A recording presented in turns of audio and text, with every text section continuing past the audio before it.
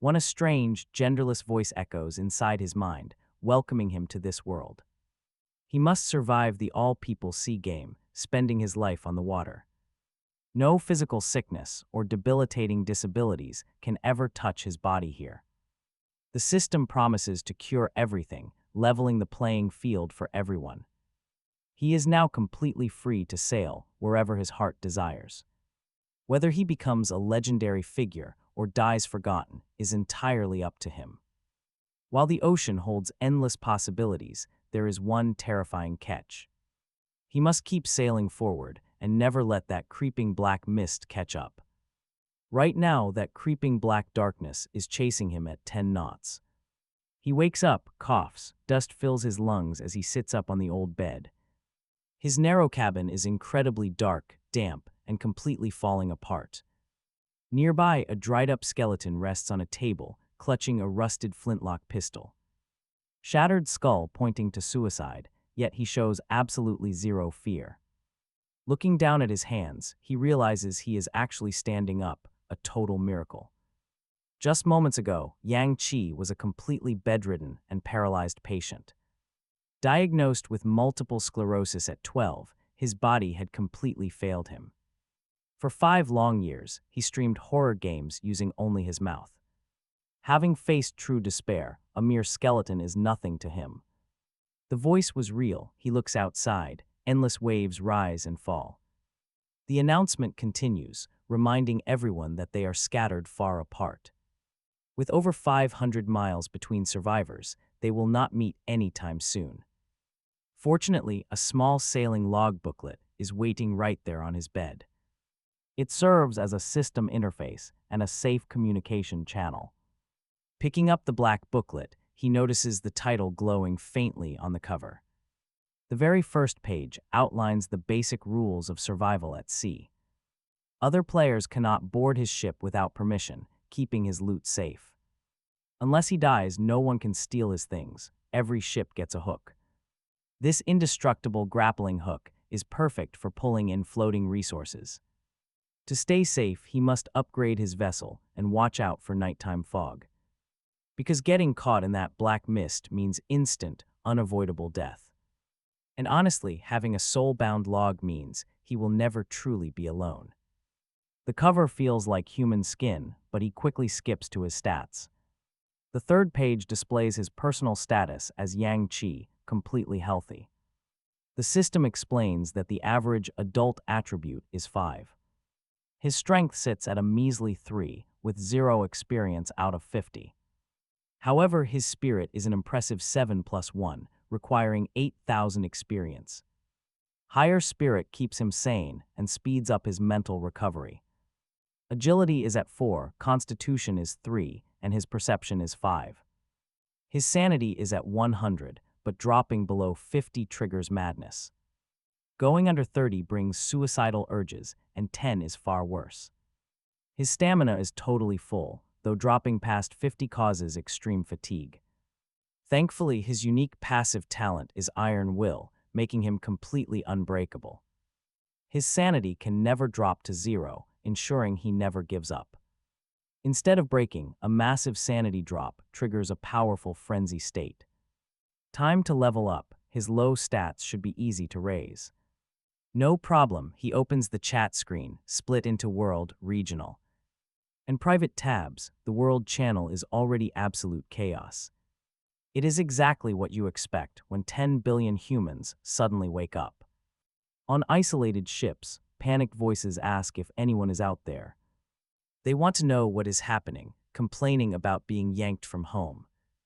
They have been kidnapped or marveling at healed wounds. The pain is real, this is no dream. Each person gets only 10 world messages a day. Extra chat costs seashell. Coins specifically 100 per message. Right now, he has absolutely no coins. After 10 minutes, the chaotic chatter cools down and the conversations get serious. Do they all have 7 rules in their manual? Pleading for groups, they quickly realize the vast distances and lack of coordinates make grouping impossible. Instead, they urge everyone to share info. One player has already discovered a special weapon on his ship, a blood-stained, harpoon-type relic. It is sharp enough to cause minor damage to aberrations, but it also enrages them. Plus, using relics carries a major risk of reducing sanity. The world chat immediately explodes. What are aberrations, and are there actual monsters out here? Some complain they have only fresh water and basic food, while others marvel at having fresh vegetables instead of dry meat. Then come the ship sizes. One vessel is over 100 meters while another is barely 10. Imagine being stuck in that tiny thing, the owner posts. Vessel specifications: Iron Heart, Level 1, with 5,000 durability. Capacity 8,000 units, speed 5 knots, hull skill, full firepower. It boosts firing rate to 200% for 15 minutes, with a triple harpoon to hook things, but it warns that while it is slow, you had better be fast. Players instantly start cursing about this totally unfair game, furious that some guy got cannons on his level 1 ship. Special ships have skills while theirs are blank, demanding a reroll, but someone points out his speed is only 5 knots slower than the Black Mist, meaning he is doomed. Just then, a system announcement declares that everyone's starting. Conditions are different: ships, items, and starting locations are based on their actual personalities and past experiences. All objections are refused. The chat immediately sneers, refusing to believe there is any fairness. When some get deadly weapons and others get basic food. Some point out that while neighbors hoard grain, the smart ones hoard guns, wondering if those with cannons will attract monsters while others stay safe. He quietly closes the log to search his cabin, spotting a rusty flintlock. Clutched by a skeleton, it is a waterlogged and rusted flintlock pistol, an exquisite relic that was once a true masterpiece. But damage leaves it with only a 50% chance of actually firing. It deals moderate damage to aberrations and needs no ammunition. The automatic reload takes 1 minute, holding only a single shot, an exquisite grade weapon. His expression hardens. If starting conditions truly are balanced, then this broken gun means he has a hellish start. He clears the skeleton off the table, finding a rotted paper underneath with only a few readable words. The previous captain wrote that the ship was completely out of supplies, and he had to rely on fishing. One day he caught a tiger grouper that lasted him 2 days before eventually reeling in a bizarre antique pistol that made a very strange firing sound, though it was apparently worth a fortune. The page ends with a massive bloodstain, leaving only the final line visible, asking how such things could exist in the ocean. He frowns in confusion, gets to his feet, and walks out of the dusty captain quarters. The panel reads Nightmare Level 1. Durability is 300, capacity 400. Units and speed is 40 knots. Its hull skills are Nightmare, sleeping onboard causes. Nightmare's minus 75% stamina recovery, plus a fisherman's curse. This vessel is cursed, so normal fish cannot be caught. Apparently the ship has drifted at sea for hundreds of years, finally welcoming its brand new owner. His expression turns grim. This is a straight-up ghost ship. The hull is covered in barnacles and seaweed, the deck damp and creaking underfoot. He has played many horror games where monsters always lurk in spots like this. Fortunately, he searches everywhere and finds absolutely no other moving objects, letting out a long sigh of relief. He does not want to start this game fighting some bizarre, inexplicable creature.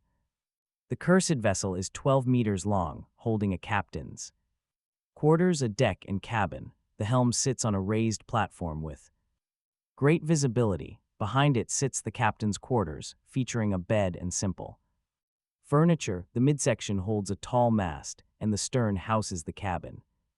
The cabin is empty, without even a single bug, only damp, musty air. His starting supplies are 0, which makes sense for a ghost ship that drifted for centuries. There is no food. He opens the log to check the world channel, where most people are busy showing off their ships. Most are ordinary, but some special ones stand out. The Gale is level 1, with 800 durability and 500 units of Capacity, its speed is 70 knots, featuring the windriding hull skill, which increases ship speed by 100% for 5 minutes. Its description jokes that you cannot even smell its exhaust. Talk about an overpowered speed boost. Other basic ships range from 30 to 40 knots, where larger vessels boast higher durability. But slower speeds, his nightmare speed is above average. The Sakura reads level 1 with 1000 durability, 1000 capacity, and speed of 35 knots. Its fortune aura makes the Sakura tree on deck emit an evolving glow of good luck, which alters attributes and triggers evolution. Hopefully they stay human. Suddenly, the channel goes totally dead silent. Then the Sakura captain boasts that her ship is incredible and she feels like she is already evolving. Someone replies that it sounds like a weird mutation. Meanwhile, Ironheart, the slow battleship captain, threatens to shove a cannon barrel down her throat if his 5-knot vessel ever crosses hers. He attaches a screenshot from his system log showing a warship armed to the teeth with 20 cannons on each side. Everyone bursts into laughter again at his slow 5-knot speed. The Sakura captain quickly mocks him back, saying he can talk if he survives tomorrow, prompting a flurry of insults. The protagonist notices that the system translates all different languages automatically into his native tongue, so he decides to type a single line himself. He joins the thread, scrolling down to find some interesting fishing posts.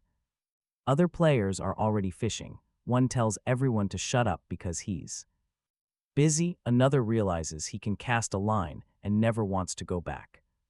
Another claims he fishes once a week, but for a whole week straight. Another player proudly announces that his bait spot is finally ready. But someone mocks him, asking why he's baiting while the ship is moving. The other guy sighs that he is used to it, lamenting his stale bread. Someone asks the chat to guess his catch, a bottle of Farmer's Punch. His eyes light up. If fresh water can actually be caught, things get easier.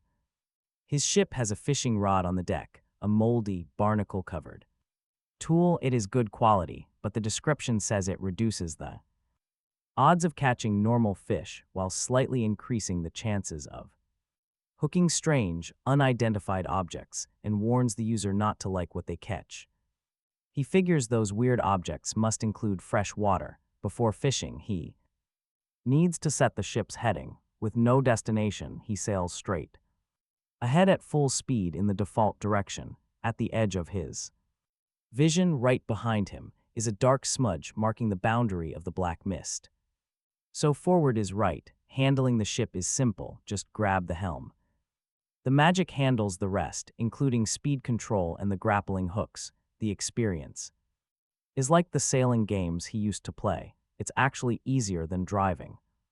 With the wheel right at the bow to watch the sea ahead, he looks up at the mast where only a few tattered rags hang, deciding not to ponder how magic propulsion works as he focuses on grabbing floating objects. Every grab logs a notification in his activity feed. Rottenwood +1, Rottenwood +1. Tattered cloth +1. The gameplay is basically gold miner, except his targets are moving, and once grabbed, they immediately turn into raw resources stored in the cabin, viewable in the log. Each Rottenwood has less than a 10% chance of turning into lumber and tattered cloth into fabric.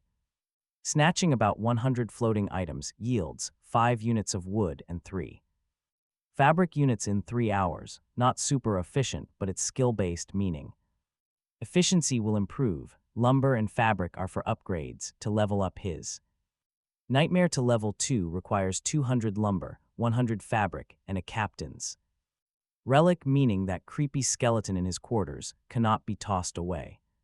At this rate, it'll take over a week of collecting just for that first upgrade. He opens the chat to confirm and finds that basic ships have lighter requirements. 100 lumber, 50 fabric, and no relic needed. The Iron Hearts upgrade requires steel. Its captain is already panicking that iron sinks to the bottom of the sea. Meanwhile, a lucky fisherman boasts he just caught a unit of steel. Another player announces he's buying steel at a high price, offering to recruit anyone who sells him some. The Sakura's captain mocks that the Iron Heart should only talk if he survives tomorrow. With the black mist catching up, Iron Heart curses back, telling her to come find him instead of hiding behind anonymity. He closes the log. Special ships have clear downsides, harder to upgrade, making it easier to fall behind. He picks up the rod, ready to fish. Today's weather report reads: clear skies with not a single cloud in sight, perfect for fishing at location Origin Sea.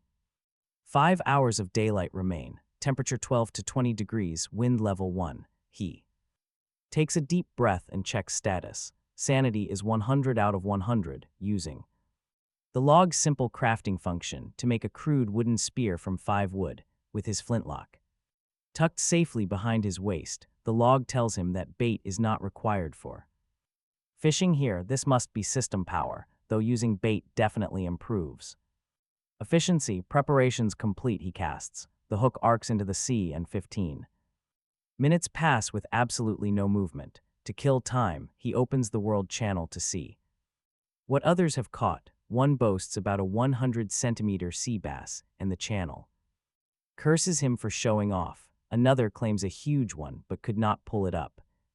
Scrolling further, someone warns everyone to be careful when fishing. If anyone finds something weird, cut the line immediately. There is no penalty at all as long as the rod survives, since the line regenerates infinitely.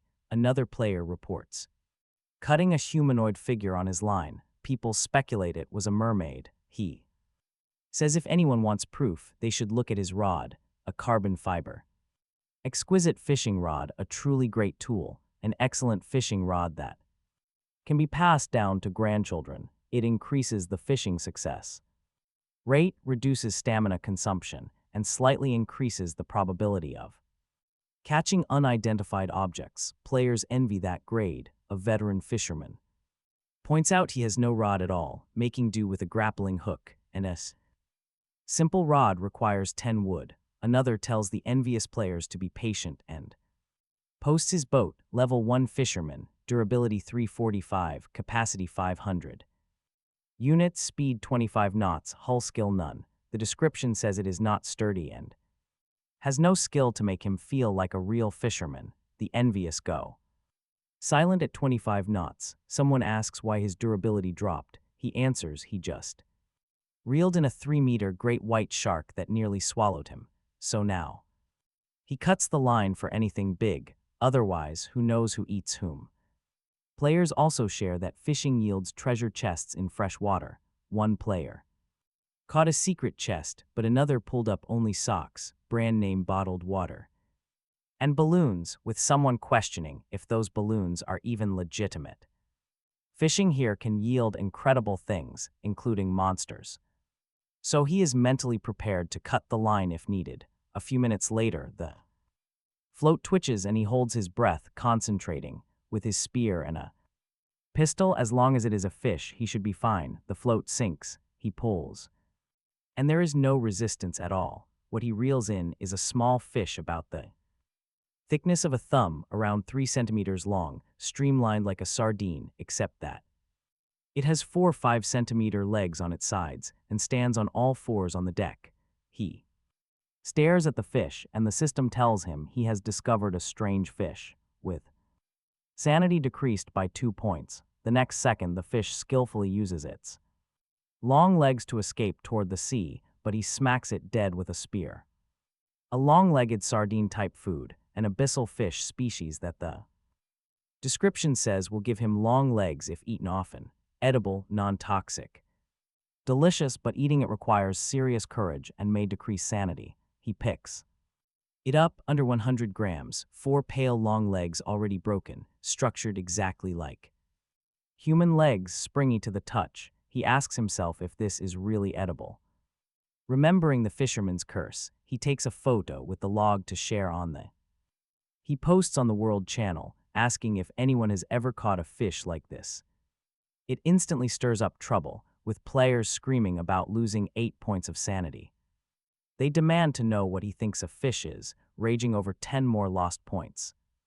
Users mass block him, swearing they never want to set eyes on his posts again.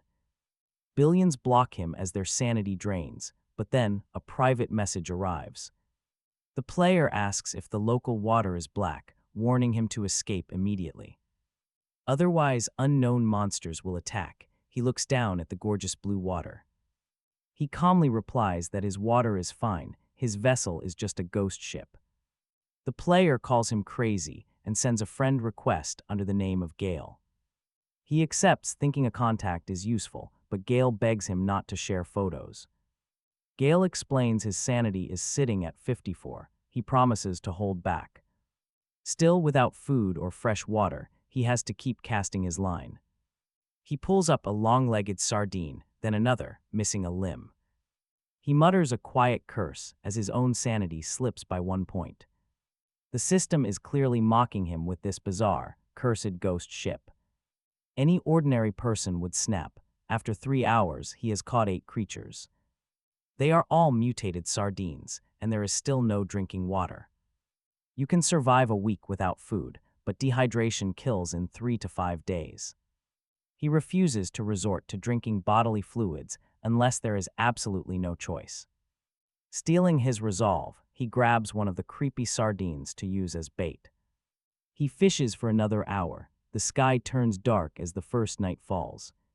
Starving, even those horrific multi-legged fish are starting to look appetizing. With no stove on board, he would have to eat them completely raw. Suddenly, his float bobs. He yanks the line back with everything he has. A slimy black fish emerges, covered in swollen, pulsing membranes instead of legs. The moment it hits the deck, the blisters burst, leaking foul black pus. The creature dies. The system calls it grotesque, shaving off 2 more sanity points. It is classified as an abyssal puffer fish with tumors, terrible for food. Its body fluids are packed with a highly concentrated, lethal poison. Only someone seeking death would eat it. Naturally, he keeps his distance. Instead, he stabs the toxic carcass with his spear and throws it inside. He repeatedly skewers the dead thing until his weapon is thoroughly coated in black. Now he has a poisonous spear. The system warned that night is lethal. He has no plans to keep fishing in the dark, but as he packs up, a strange object catches his eye, drifting slowly through the dark waves. It is a small wooden treasure chest, floating right through this nightmare. He cannot let this pass. He runs to the wheel, turning his vessel to pursue. He deploys the hook, but the chest slips away like it has its own mind. After a tense struggle, he snags the chest and carries it inside to examine. The system labels it a rotten, waterlogged wooden treasure chest. The description warns that this might not contain what he was hoping to find. Aiming his pistol with one hand, he uses his spear to pry the lid open. Inside lies a severed human head, pale and slimy with a thick coating of mucus. Suddenly, the dead head reacts. Its milky, lifeless eyes pop wide open. It asks if it can take a moment of his time to speak of the omniscient one. An omnipotent Lord, the system warns him that these words are beyond comprehension and his. Sanity drops by 5 points. His scalp crawls as a pale human head leaps out. A monstrous octopus with a pale human face stitched onto its neck. Writhing mass of tentacles and bird-like teeth lunging right at him. He fires, the muzzle flashes hot and loud, going off without a hitch. The muffled gunshot echoes like a low growl, and the horrific octopus explodes into wet chunks, yet that strange muffled gunshot drops his sanity by 3 points. He feels a sudden wave of dark anger, a sick urge to vomit. A quick status check reveals 88 sanity, 62 stamina, and 100 health. A drop in sanity ruins your focus, but fortunately, his mind is tough. With a tough will, he pulls himself together to inspect the slimy carcass. Human. Head octopus classified as food or material, an abyssal beast whose words are dangerous trap bait. If he actually understands those whispers, the item description simply wishes him luck. It is edible, serves as material, and is slightly toxic. Eating it grants a temporary boost to stats, plus 1 constitution and spirit, but drops sanity by 20 with a note that mortal limits cannot be broken. He quickly gathers the meat and checks the rusted chest. Inside are coins showing a conch on one side and a cartoonish octopus head on the other. The system awards him 100 seashell coins. Otherwise, the chest is bare, no water, and those coins are useless right now. Night has fallen. He tosses the skeleton captain inside and retreats to the cabin. He will not fish tonight. The system warned of dangers out here. And he refuses to take foolish risks this early. This means fresh water can wait. As for dinner, he can always chew on long-legged sardines. He is not one to give up easily. He lies on the old bunk, tossing and turning on a damp, moldy mattress. Outside is pitch black, with only weak moonlight and the endless sighing of waves. He pulls up the world chat and posts a tip. The rusty grappling hook can snag floating chests. It is a simple tip since almost anyone would try anyway, but it might build some goodwill and net him information. Sure enough, a reply pops up from a guy who snagged a wooden chest and scored 1 iron, 20 wood, and 20 cloth. Another player sighs with pure envy, hoping he can upgrade his ship fast. Someone else claims he got a bronze chest containing a blood-stained pearl necklace, a rare relic-tier item, once a bride's dowry whose ghostly owner is still looking for it, +1 agility, -1 spirit, and cuts sanity by 5 points. Other players mock the cursed item, but the lucky owner snaps back. The chat scrolls on. Players complain. It is pitch black and their starter boats have no lights or blankets. They are freezing, unable to sleep, watching the waves grow alarmingly tall. Crazy fisherman jokes that big waves mean expensive fish, urging everyone to keep casting. Spammed agreements flood the chat, but then a chilling question breaks the feed.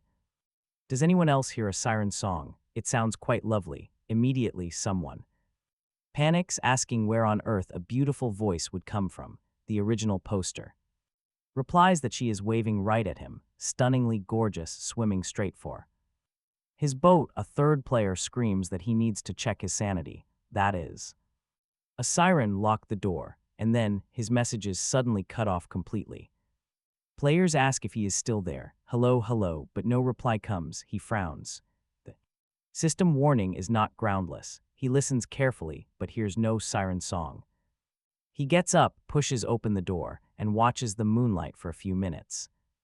Nothing moves. He rushes to the bow, grabs the helm, and drops speed to 10 knots. Slower means fewer monsters, but staying put is bad too, and 10 knots keeps a buffer against the black fog. He returns, placing the flint lock on the bedside table, leaning his spear against the wall. He watches the chat while longer, then slowly falls asleep, with faint whispers echoing in his ears. Frowning deeply, sweat beading on his forehead, caught in a dark nightmare. This first night at sea is destined to be sleepless. He tosses and turns endlessly before drifting off, but while he is trapped in that nightmare, inside the cabin, the captain's skeletal remains stir. Dry bones tremble, and a cold soulfire ignites inside the shattered skull. Bones clatter as the dead thing stands, walking out of the cabin, slowly making its way toward the captain's quarters. At the bow inside, he is still asleep, shifting restlessly. The skeleton stares at him for a long time. Then, its empty sockets lock onto a moldy fishing rod nearby. It picks the rod up, walks out to the open midship deck, and begins to fish. 10 minutes later, something bites. A pale, swollen hand reaches from the black water to grab the line. Meanwhile, in the dream, a bloated, drowned corpse silently pushes the door open and walks in. It sounds like a wet mop slapping the floor. Squish, squish. By the time he wakes, the monster is right in front of him. Without a word, he grabs the bedside flintlock and fires. The gun misfires. The next second, he is pinned down, disemboweled. Hot red guts spilling across the floor. The system alerts him that he experienced death, torture, and being devoured. Sanity drops by 15, just a dream. He lets out a heavy sigh, but get this, the cabin door is wide open, and immediately grips the flintlock. It cannot be the wind. There is no wind today. Those familiar, wet, squishing footsteps draw closer, out of the darkness. Bloated drowned corpse appears at the doorway, swollen and highly putrid. Wearing a tattered sailor uniform, covered in dripping seaweed. Staring at him with pale, dead eyes, the system warns him of a sanity drop of 5. He curses and immediately pulls the trigger. The gun jams. The monster, retaining some cruel consciousness, sees the misfire and bares its wide mouth to laugh. A crab crawls out from its toothless jaws. The scene matches the nightmare exactly, but he is ready this time. The moment the gun fails to fire, he throws the heavy flintlock straight at the creature's head. While it is stunned, he grabs his spear and lunges, driving it into the rotting neck and slamming his body forward, not trying to kill it, just escaping the cramped quarters to reach the open deck where he can maneuver. The sheer force of his charge squeezes him right past the beast. The putrid stench nearly makes him vomit. Sanity drops another 5. He is too weak to overpower it, so he runs straight for the bow deck, using the raised rudder platform as tactical cover, circling to shake off the pursuit. He counts down 48, 47. The wooden spear still impales its neck, yet it pursues like nothing happened. At 3-2, he stops circling, breaks away, and bolts back to the quarters. He snatches the flintlock from the doorway, aims at the drowned creature, and holds his breath. It is a massive target just meters away. No misfires, please. He pulls the trigger. The deafening blast rings out, immediately draining 2 points from his sanity level. The shot is slightly off but connects. Over half the creature's head shatters, spraying black pus. The creature loses its balance and crashes heavily forward. He tells himself the fight is over. His tense nerves loosen slightly as he walks over to retrieve his spear. But then the corpse twitches. Even with more than half its head shattered, it can somehow still move. A pale hand grips his ankle with terrifying force, its claws digging deep into his flesh. Cursing that the monster is still alive, his eyes flash as he grabs his spear. He thrusts it straight into the broken skull cavity. The tight grip finally begins to weaken. But in its dying moment, the drowned creature turns to glare at him with pure malice. Its abdomen swells rapidly in a self-destruct sequence. He reacts instantly. He throws himself backward as a muffled bang erupts, showering the area in putrid flesh. Rotten blood rains down, since the monster was face down with its belly on the deck. Most of the blast force slams into the wood. He manages to avoid the worst of it. But his left foot is unfortunately injured during the sudden explosion. 2 sharp teeth are pierced deep into his soul, and his right arm is scratched. Fortunately, the scratch from the bone fragment is shallow, though blood is everywhere. The rain of gore carries no real danger, though it leaves him completely drenched. His sanity takes a hit from the grotesque gore as he pries the severed hand loose. Checking his status, his sanity is 55, stamina is 40, and health is 91. He slips off his left shoe and endures the burning pain to pull the teeth out. The impact was weaker than a bullet, keeping the puncture shallow and non-lethal. Looking at the remains of the drowned creature, he gasps. Only a partial skeleton remains on the deck. Its entire spine has vanished into the sea. The ribs are embedded in the wooden deck like sharp arrows, if they had hit him. The consequences would have been fatal. His log updates. It displays info on the drowned, describing them as tragic souls lost at sea. They rise with resentment toward the living and can be used in the monster gacha. Machine, he asks aloud what a monster gacha machine is, feeling completely bewildered. After calming down, he notices a blind spot. The drowned had walked to the captain's quarters and he just happened to discover it. But what opened the door? Before the drowned arrived, a chilling question. Footsteps suddenly echo right behind him. Suddenly his left shoulder throbs with pain. Something has stabbed him. He reacts. Too late, a fishing rod stabs out, piercing deep into his left shoulder. He runs forward, clutching the wound with his right hand as he looks behind him. There stands a skeleton with half its skull missing, green soul fire burning. Within its eyes, the captain's skeleton is alive, holding the fishing rod, its tip stained red with his blood. its jaw constantly clatters as if mocking him. He curses at the old bastard. The system warns him that he has been attacked. By the drowned, dropping his sanity by 10 points. Sanity under 50 triggers frenzy. This state makes him immune to most negative mental status effects. He gains strength and constitution, but his spirit drops. He is fearless. Blocked mental status effects include charm and mind control. If his stamina hits 0, his own blood will be consumed instead. Frenzy maximum cannot break the mortal limit of 10. He raises the gun and fires.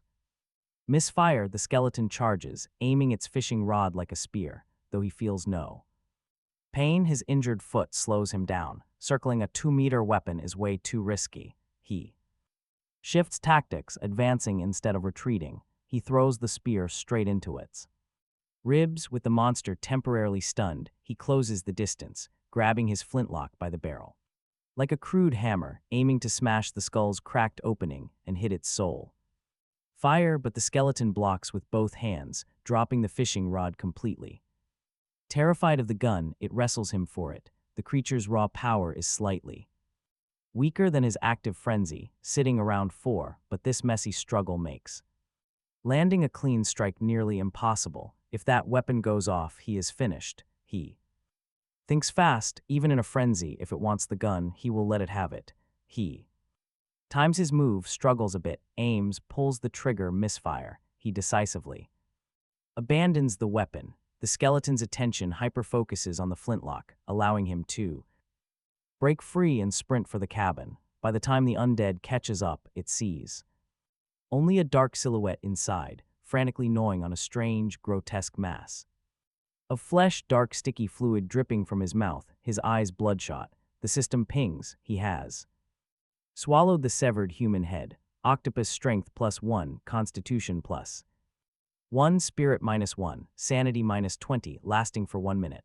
His strength leaps from 3 to 6, that is double his base stat, plus the frenzy bonus of 2. He realizes strength grows exponentially rather than linearly. A simple 2-point advantage means a total, crushing victory. Talk about a massive turning point. He charges forward, tackling the confused monster, who still wonders why the flintlock won't fire. He tackles it, ripping off both arm bones. Shoves his hand deep through the skull's cracked opening, grabbing the glowing soul fire. It is not hot, just warm. The skeleton shakes violently before crumbling into ordinary lifeless bones. Its flame is gone, but is this monster truly dead? Not necessarily. Burned by the previous ambush, he is now 100 times more cautious. He grabs the skull, recovers the flintlock, and places the head onto the railing to inspect its details. It reads as captain's remains, a sailor who loved fishing until he caught something else. It can be placed inside the monster gacha machine. 2 minutes later, a creepy green light flares up inside the skull again. Without hesitation, he fires. The loud gunshot rings out, blasting the skull to tiny fragments. Sanity drops by 1. From the loud noise, he figures that beating or killing monsters gives crucial information about them, but what on earth is this gacha machine? He has not run into one yet. 2 stay safe, he drags the remains inside the cabin, keeping the skeletons arm and thigh bones. Headless undead soldiers might exist after all. He has seen plenty of them in video games. He wraps his wound tightly and returns to the captain's quarters. His status reads injured, sanity 24, stamina 21, blood 82. No wonder. He is absolutely exhausted with energy that low. He opens the world chat and posts a quick warning to lock their doors at night. Right away, someone asks what he ran into. Was it a siren? Another player asks if he killed it for loot. He snaps back that it was no siren, just pure, unadulterated torture. Then he shuts the system screen, shoving the skeleton's thick thigh bone under his mattress to use as a makeshift pillow. He keeps the flintlock close. He will set up noise traps tomorrow. For an early warning, sleep refuses to come until sunrise. As the light breaks, he rises and kicks the bones right under the bed. After all this madness, the captain's that skeleton should be dead, but after one night, he looks like a completely different man. Pale face, deep dark circles, bloodshot eyes. He steps out of the captain's quarters and stops. A weird statue has appeared on the bow. It looks cartoonish. An octopus monster with wings squats on a rock. Suddenly, a log announcement pops up. 13,000 players successfully killed those demons. One expert even scored an incredible double kill, prompting a system reward. Everyone gets a special talent based on achievement. Now, the monster gacha machine is open. He can feed monster corpses into it to get gacha rewards. The corpse gets forcibly recycled, but he must avoid throwing in trash or living creatures, lest the machine gets angry. The world channel is exploding. Panic-stricken players ask if monsters really exist. They ask if anyone has seen one, begging to go back and offering anything in return. One guy regrets that when a skeleton knocked on his door, he did not open. Missing out on those talent rewards, someone else points out that opening up meant instant death. Others are busy asking if anyone has located their gacha machine yet. One found it on the bow deck, shaped like a cute, big-faced cat. Another found their machine inside the cabin, shaped like a cartoon robot. A third got a clown. They all differ. He looks over at his own, a strange cartoon octopus with its mouth wide open, eager to be fed, packed with writhing tentacles. Soon, the system tells him his reward has arrived, giving him a talent shown as a question mark. It's unlock. Requirement is also a question mark, showing 0 of 3 attempts. Even the requirement itself needs to be unlocked first. Checking the chat, he sees others asking about this. One player must walk 100,000 steps to unlock his. Another must breathe 3 million times. Someone sees 0 of 100 with no clear goal. His target of 0 of 3 is exceptionally low. He shakes his head and leaves it to fate. He walks inside to feed the drowned, severed hand to the bizarre octopus machine. The captain's skeleton cannot be used since he only has one. Right away, the machine's eyes glow red, its tentacles shifting colors like glowing ribbons. He turns the dial and gacha balls clatter inside, quite a twisted sense of humor. He mutters, a glowing orb rolls out, transforming into a dark blue potion bottle. It is the undead's grudge, a good consumable. Drinking it drops sanity by 20 for 1 minute. Disguised as a drowned, low-level demons will not actively attack him. Talk about a solid life-saving tool. Meanwhile, the world channel goes wild.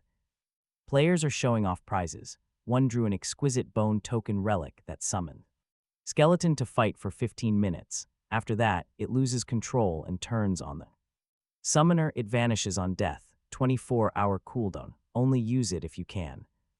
Defeat that skeleton. Offers of 100 million flood in, but the holder shrugs off the cash as completely useless, only accepting seashells or direct in-person trades. Another offers an exquisite serrated dagger, sharp, comfortable to hold, and dealing minor damage with its short blade. Naturally, other players quickly tease him, joking that they already know he is short. Most players only show off incredibly common drops. Relics are much stronger than treasures, but carry huge sanity drop risks and nasty side effects. His rusted flintlock, which actually deals moderate damage, is somehow significantly more powerful than typical exquisite weapons with minor damage. However, it has serious limits. With 1 shot per minute, misfires and sanity drain, it is a balanced trade-off. He looks away and swallows half a raw, long-legged sardine. He is simply too. After last night's brutal battle, his worries have finally lessened. To survive, simple hunger is not a problem, but the system warns him. Eating a raw, long-legged sardine drops his sanity by 2 full points. The fish tastes completely off, but it still provides precious moisture. He eats them all, checking his status: 74 sanity, 83 blood. Last night's nightmares ruined his recovery, and the wound is still not healing correctly. Fearing a deadly infection, he heads back inside. His top priority today is building simple sound traps inside the cabin. These otherworldly demons lack intelligence, so the traps do not need concealment. Using basic crafting, he strings together thin pieces of wood with rope. Each block is easily transformed to fit the shapes he wants.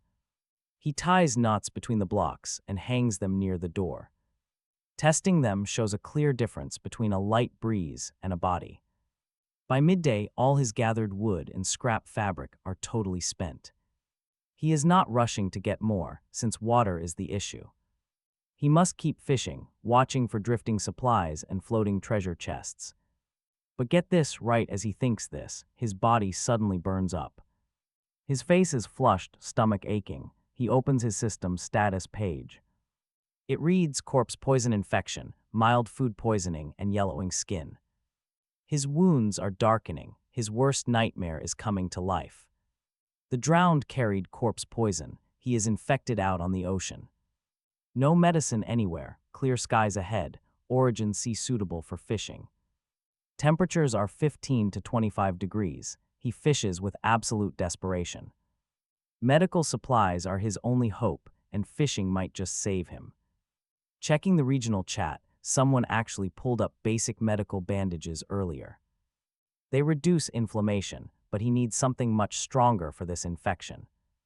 More items must exist out here. He casts his line again. The catches are useless garbage, rotten wood, more sardines, and old cloth. Frustrated, he grabs a raw sardine, bites the head off, and swallows. He downs the whole thing, legs and all. Survival rules say lose the head. A starving man cannot be picky. He eats every single one. Raw fish drains his sanity, but starvation will kill him much faster. But after eating a few, he realizes the sanity drop starts shrinking. It only costs him 1 sanity point now. His mind is adapting. If he gets completely used to it, the penalty might vanish. His mental experience is growing rapidly from the constant psychological stress. 2 hours later, things get worse. The wound is itching intensely.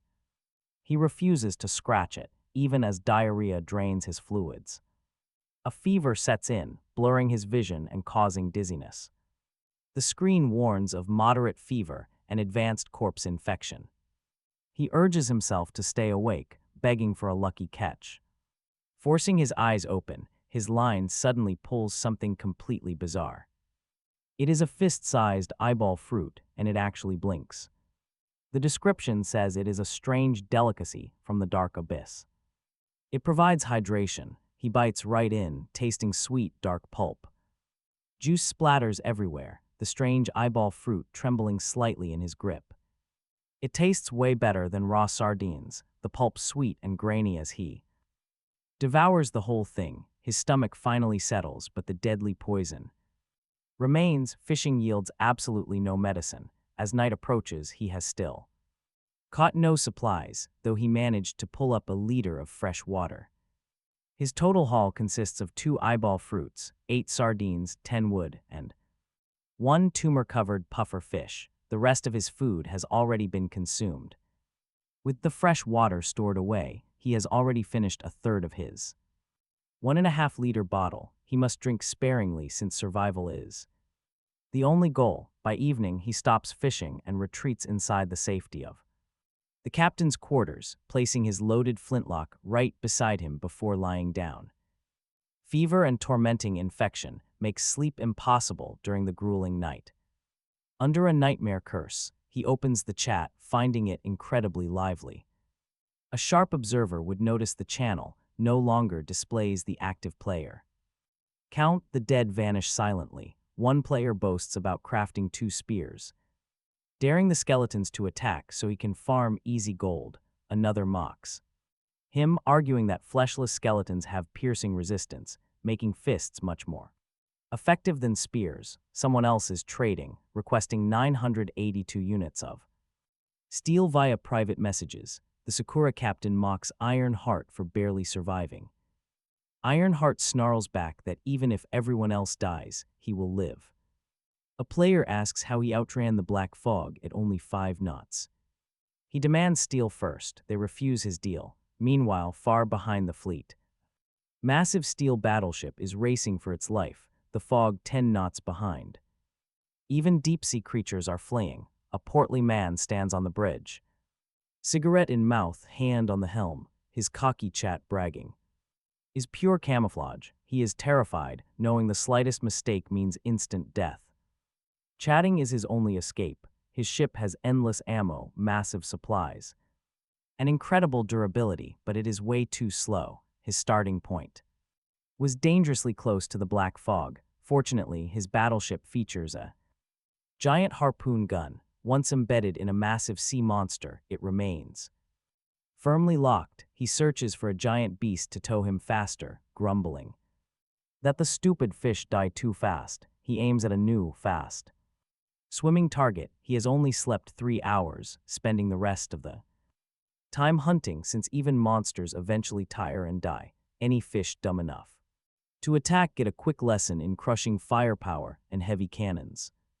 The next morning, our survivor wakes up with an absolutely agonizing headache. He has no memory of falling asleep, haunted by disturbing, feverish nightmares. His ship's status is worse than expected, without a way to restore his energy. His overall survival efficiency plummets. After a night's rest, his stamina only climbs to 30. The corpse poison is worsening. His wound no longer itches, replaced by a sharp sting. A foul, rotten smell rises from it, identical to the drowned. Human immunity cannot fight this rot. His stats sink into a weakened state, yet he refuses to despair. He survived 5 years paralyzed in bed, dragging himself out. He eats 2 eyeball fruits, some sardines, and continues fishing. He grabs an eyeball fruit right away, followed by a long-legged sardine and a piece of rotten wood. Suddenly, his vision fades to black and he collapses, dropping straight into a coma. A cold system announcement echoes in his mind. Congratulations to all players for successfully surviving the 5th day. The trading system is officially open. Please check the log for details. He slowly wakes up. The 5th day. Out for 2 days, his limbs feel heavy as lead. His body is freezing, lips cracked, and throat burning from severe corpse poison. Red from head to toe. Sanity 100, stamina 23, health 14. Out of 100, below 30 is severely injured, below 10 means dying. An attack now means instant death. He struggles to sit up, completely parched, planning to eat something to replenish fluids and check the trading channel for medicine. But just as he rises, he notices another ship docked right next to his. It is a massive pirate vessel over 20 meters long, flying a skull flag. 2 grappling hooks secure it to his ship, with a wooden plank between them, forming a narrow bridge. Talk about terrible timing. An arrow flies, striking his arm, piercing through, dropping his health to 9. He falls, hiding below the rail. Footsteps on the plank. Someone is crossing over to see if he is dead. The arrow missed his vitals, but because he collapsed so fast, the enemy is unsure. This pirate needs to check up close. By the rules, he cannot board directly. So he had been tailing him, waiting for him to finally show his face. He wanted to kill him first, then board. The truth hits him in an instant. A savage glare ignites in his eyes. If this pirate wants to kill him, fine. He can have no complaints when killed. His left arm is injured but numb. The right arm is perfect, ready to aim and pull the trigger on his flintlock. He secretly lifts the boarding restriction. The pirate has no powerful firearm. Otherwise, he would have bombarded him already. When he boards, he will see him lying down. Pale face, eyes bloodshot, like a zombie, body reeking of decay from the poison. And even more terrifying, this literal zombie is holding a weapon. A large caliber flintlock, its dark muzzle pointed straight at him. He tells him not to move. One wrong move and his head is gone. He sits up slowly. The pirate freezes. With a gun pointed at him, he dares not move. But honestly, firing is risky. The weapon is most dangerous unfired. Pulling the trigger is a massive gamble. A misfire means death, but a hit blows the pirate apart. He orders him to disarm. Drop the weapon, no unnecessary movements. His voice is deep, hoarse, and imposing. The pirate hesitates, completely frozen. He stands up as a putrid stench wafts out. Reeking of decay, he pulls a massive eyeball fruit from beneath his tattered clothes. Using his left hand, he bites right into it without even blinking. The eyeball fruit trembles as if begging for mercy. Too thirsty, he devours it. 3 big bites, dark, thick juice stains his mouth. The pirate is terrified. A system warning pings. The pirate's sanity has just dropped by 10 points. He looks down, spotting rotten long-legged sardines and a tumor-covered puffer fish. A pile of severed fish heads litters the deck, triggering another system warning. He sees bizarre, chewed-up creatures. His sanity drops by 7, falling below 30. The log keeps spamming notifications, but sheer terror completely paralyzes his mind. Deep, raw paranoia takes over, shattering his ability to think straight. He is highly suspicious, ready to fight or flee. The pirate shrieks a ghostly shriek, almost making him shoot. Then, the pirate throws his weapon and turns to flee in panic. Puzzled by what drove the pirate mad, he does not waste the chance. He aims, waiting for the runner to gain distance, pulls the trigger, a misfire, practically silent, so he grabs the pirate longbow. Treasure grade, great stuff. Archery accuracy is slightly boosted. Accuracy lowering required draw strength, a perfect pirate companion, without hesitation. He coats the arrowhead in toxic tumor pufferfish blood. He draws and aims, weak. From illness, his arms tremble, throwing off his aim, but the distance is barely 3 or 4 meters. The arrow strikes, hitting the pirate's existing thigh wound he originally aimed for the chest, but this works. The panicked pirate rips the arrow out, never stopping. Running straight toward the bow of the ship to escape, our guy refuses to chase instead. Collapsing back down, his body is in no shape to handle a desperate counterattack. Fortunately, the pirate is too terrified to fight, fleeing on his ship. Only when the fading noise stops does he stand. He looks like a zombie, and realistically might become one. He feels absolutely no pain, and his wound refuses to bleed, but dizziness and sluggishness set in. He stumbles to the cabin, drinks water, and eats the eyeball fruits to recover a bit. Looking out, the pirate ship is already a distant, dark speck on the sea. Yang Yi steers the Nightmare, trailing far behind and waiting for the poison. That tumor-ridden pufferfish is highly toxic, likely an abyssal contaminated specimen, and its toxin is famously lethal. After about 15 minutes, Yang Yi catches up and repeats the process. Hooking the pirate ship, he builds a makeshift bridge. His condition is so bad he rests repeatedly just to move the plank. Boarding flintlock in hand, he maintains deep vigilance, slowly approaching the bow deck. The pirate lies completely still. But it could easily be an act to lower his guard. The man might have an antidote. Staying cautious from 5 meters away, Yang Yi aims for the head, another frustrating misfire. But he remains patient. A minute later, the gun fires. The pirate's entire head explodes into pulp. Only then does he approach. Once bitten, twice shy, you can't blame him. For 10 years, ever since that drowned ambush, he has been extremely cautious. Looting the corpse, he finds a glowing light orb containing 400 seashell coins. The coins on him, plus a blood-stained, ornate pirate outfit, a relic item. Good quality, once belonging to a conceited fool. Agility +1, wearing it drains sanity continuously, unless spirit is 8 or higher, since the pirate war. His sanity was probably entirely shot, driving him mad. Now, Yang Yi claims the clothes and prepares to loot, but then he notices his mysterious talent counter has suddenly jumped from 0 to 1 out of 3. Could the unlock condition be taking lives? He cannot be sure since he missed the exact moment it ticked up. Surprisingly, taking a life leaves no mental burden. His high spirit and tolerance likely shield him. He changes into the pirate outfit. The system warns of a sudden chill, docking 5 sanity, but his high spirit shrugs it off. He walks into the pirate cabin. This ship is special, a level 1 pirate vessel. Durability is 1000, capacity 800, and speed 45 knots. Hull skills feature extra grappling hooks. 2 hooks on each side can drag targets, and pirate assault speed surges by 25% for 15 minutes. The description encourages becoming the pirate king. He tries to switch ships, but searching the log reveals no such function. Honestly, he has no plans to switch Anyway, still, having 4 extra grappling hooks would be highly resource efficient.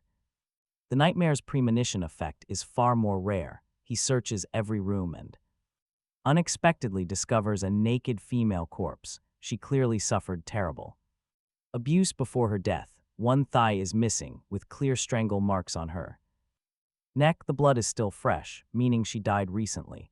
Things are getting seriously dangerous now. The first victim is already dead. The system warns him, and he wonders about the whereabouts of that missing limb. Sanity drops by 2. His mind is racing. The previous owner's mental state must have been incredibly low. He checks his remaining supplies: 2 hard black breads for food and 5 liters of fresh water. 125 wood, 98 cloth. The system pings he has successfully claimed an ownerless pirate ship. Now he can dismantle it for basic resources. These materials will transfer to his cabin. First, check his cargo capacity. If it overflows, the hull gets damaged. Scraping this yields 100 wood, 50 cloth, and a pirate blueprint. He only gets blueprints from special ships. Each ship can only be modified once with a blueprint, a permanent choice. This prompt only appears the first time. No wonder there was so much wood. The previous owner must have scrapped a normal ship. Space is incredibly tight. The nightmare's capacity is 25 of 400, holding 14 wood, 10 cloth, and 1 liter of water. Only raw materials take up actual ship capacity.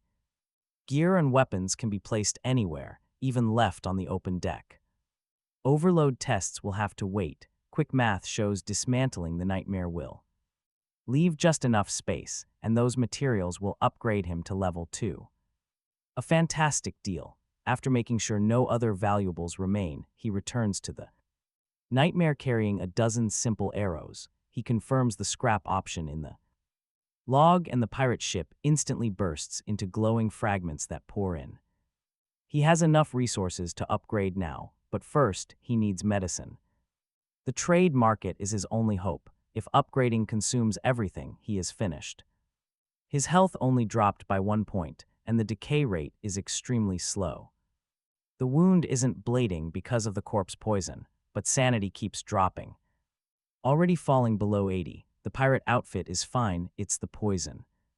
It is slowly eroding his mind. He quickly opens the chat to search.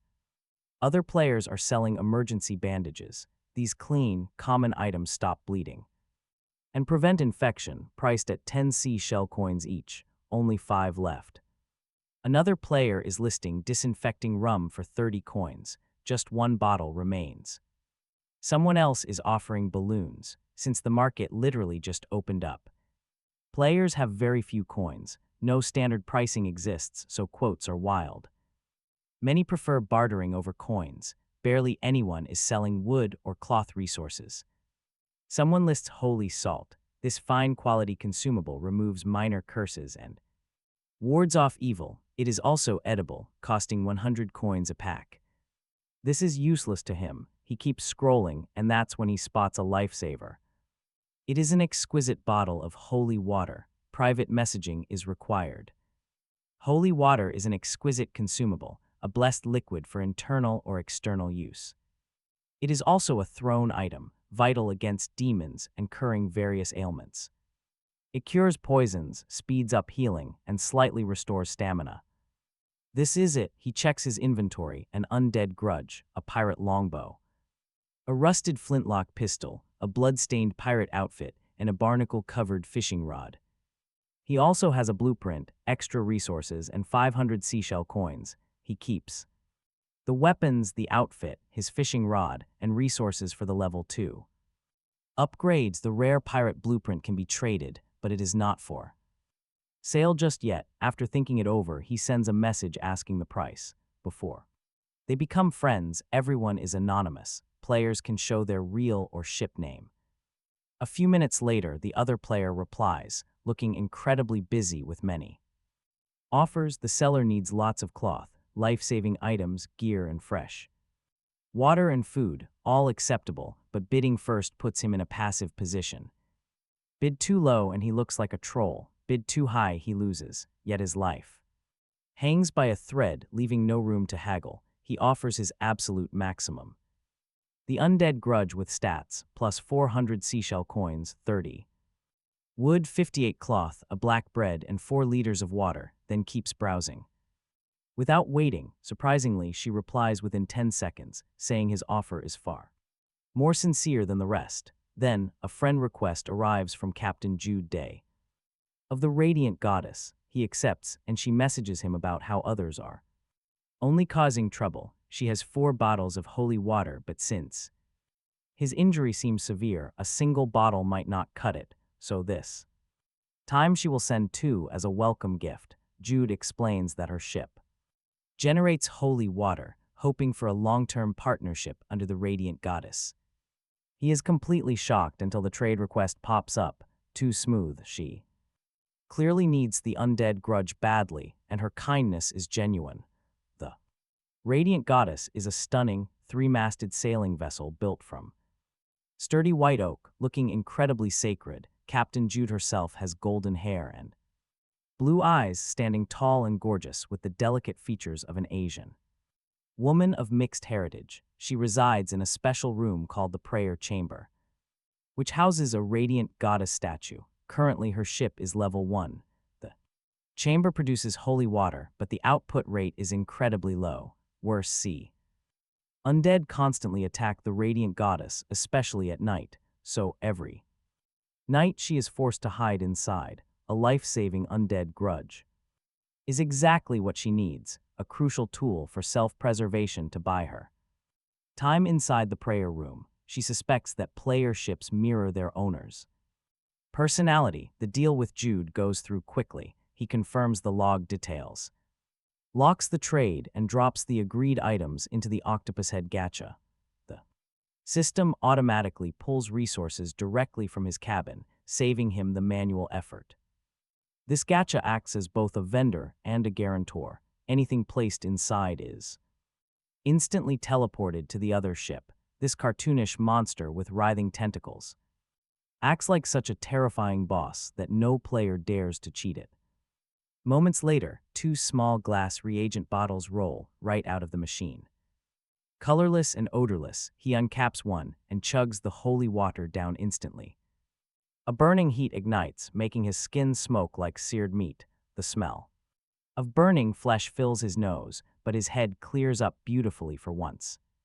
His critical infection safely downgrades from severe to moderate. His blood vitality begins ticking up on its own, so he drinks a second bottle just to be sure. Then he spends 50 seashell coins on 5 emergency bandages. They look like ordinary cloth, but since the recipe is not his yet, coins are the shortcut. He yanks the pirate arrow out of his left forearm, and the sharp pain almost drops him, but pain is the right kind of feedback now, the kind that tells him the corpse poison is losing its grip. He rinses the wound with a thimble of fresh water and wraps it tight. His status panel reads, injured with corpse poison infection at minor and improving, sanity 93 of 100, stamina 35 of 100, and recovering. He exhales a long, relieved breath of survival. The remaining resources are enough to upgrade Nightmare, so he does it without hesitating. The hull glows sickly green, wisps of specters drifting around the ship like smoke, and the timbers groan as the hull stretches outward by a few meters. The system tells him the upgrade is complete. Nightmare is now level 2, and he should consult the ship interface for details. Then a voyage announcement scrolls across the world channel. The number of players with level 2 ships has crossed 10,000. The Origin Sea will reshape itself, and in 3 days an unprecedented storm will descend on this region. Every player must prepare.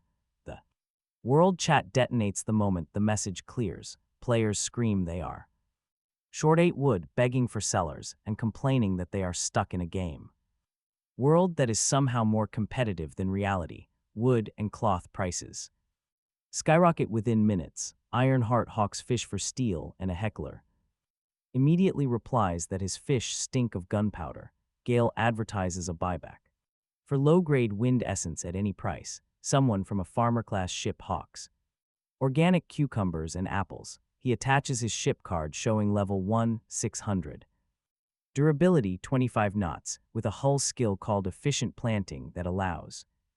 Growing on deck, the chat is half disbelief and half envy, every special. Ship has its own corner of the meta, and a ship that can farm is its own quiet. Jackpot, he looks at the pirate blueprint he picked up earlier, special quality. Transforms any ship into a pirate ship with faster speed and more grappling hooks. And eventually cannons. The blueprint does not consume materials, which means a high-grade blank ship using it would skip an enormous amount of grinding. The higher the level, the more it saves. The price won't collapse later, his own panel. Reads Nightmare level 2, 600 durability. Capacity is 1,000 units, 50 knots. The hull skills are unchanged in effect. Nightmare's curse keeps stamina. Recovery at -75%, and the fisherman's curse still warps his. Catches, the flavor text grumbles that the ship is bigger now, but no less. Dilapidated, the hull is 20 meters long, and at the bow there's a skeleton. Chained in rusted iron, the last captain apparently is displayed like a figurehead. The cabin opens an expansion choice with 3 options. He can build extra cargo holds for a 100% capacity bump and 300 wood, or an ancient war room granting 2 waterlogged cannons for 200 wood, 10 steel, and 10 sulfur. Or he can erect a great statue that panics passing ships, costing 300 wood, 300 cloth, and the corpse of an otherworldly demon. Cannons are what make him feel safest at sea, so the ancient war room is what he wants. Steel and sulfur he has not seen yet, so it remains a goal, his current capacity. It reads 11 of 1,000, 9 wood, no cloth, and under 2 liters of fresh water, level 3.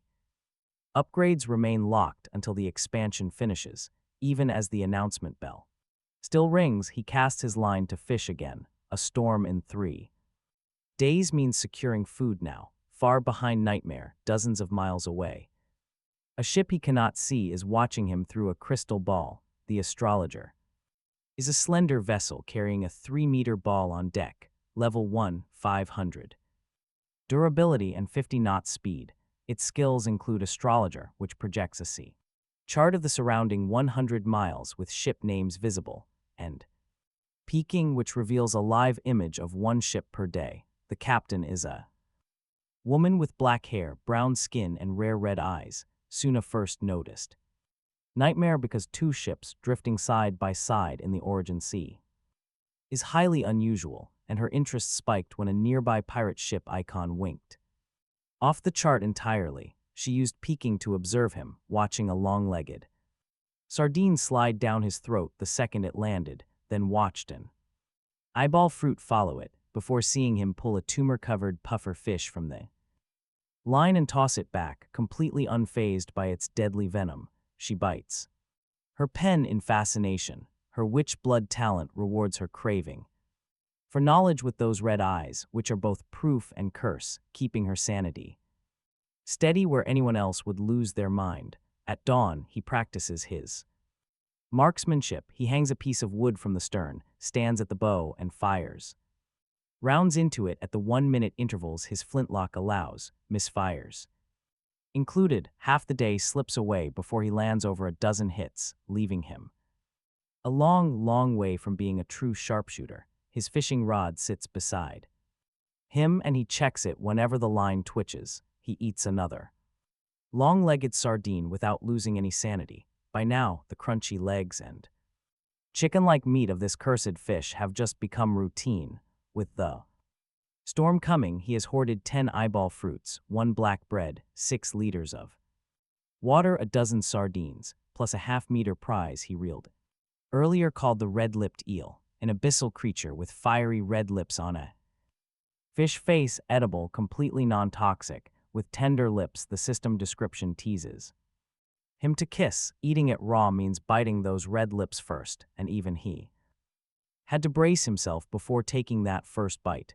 That night, a nightmare visits him.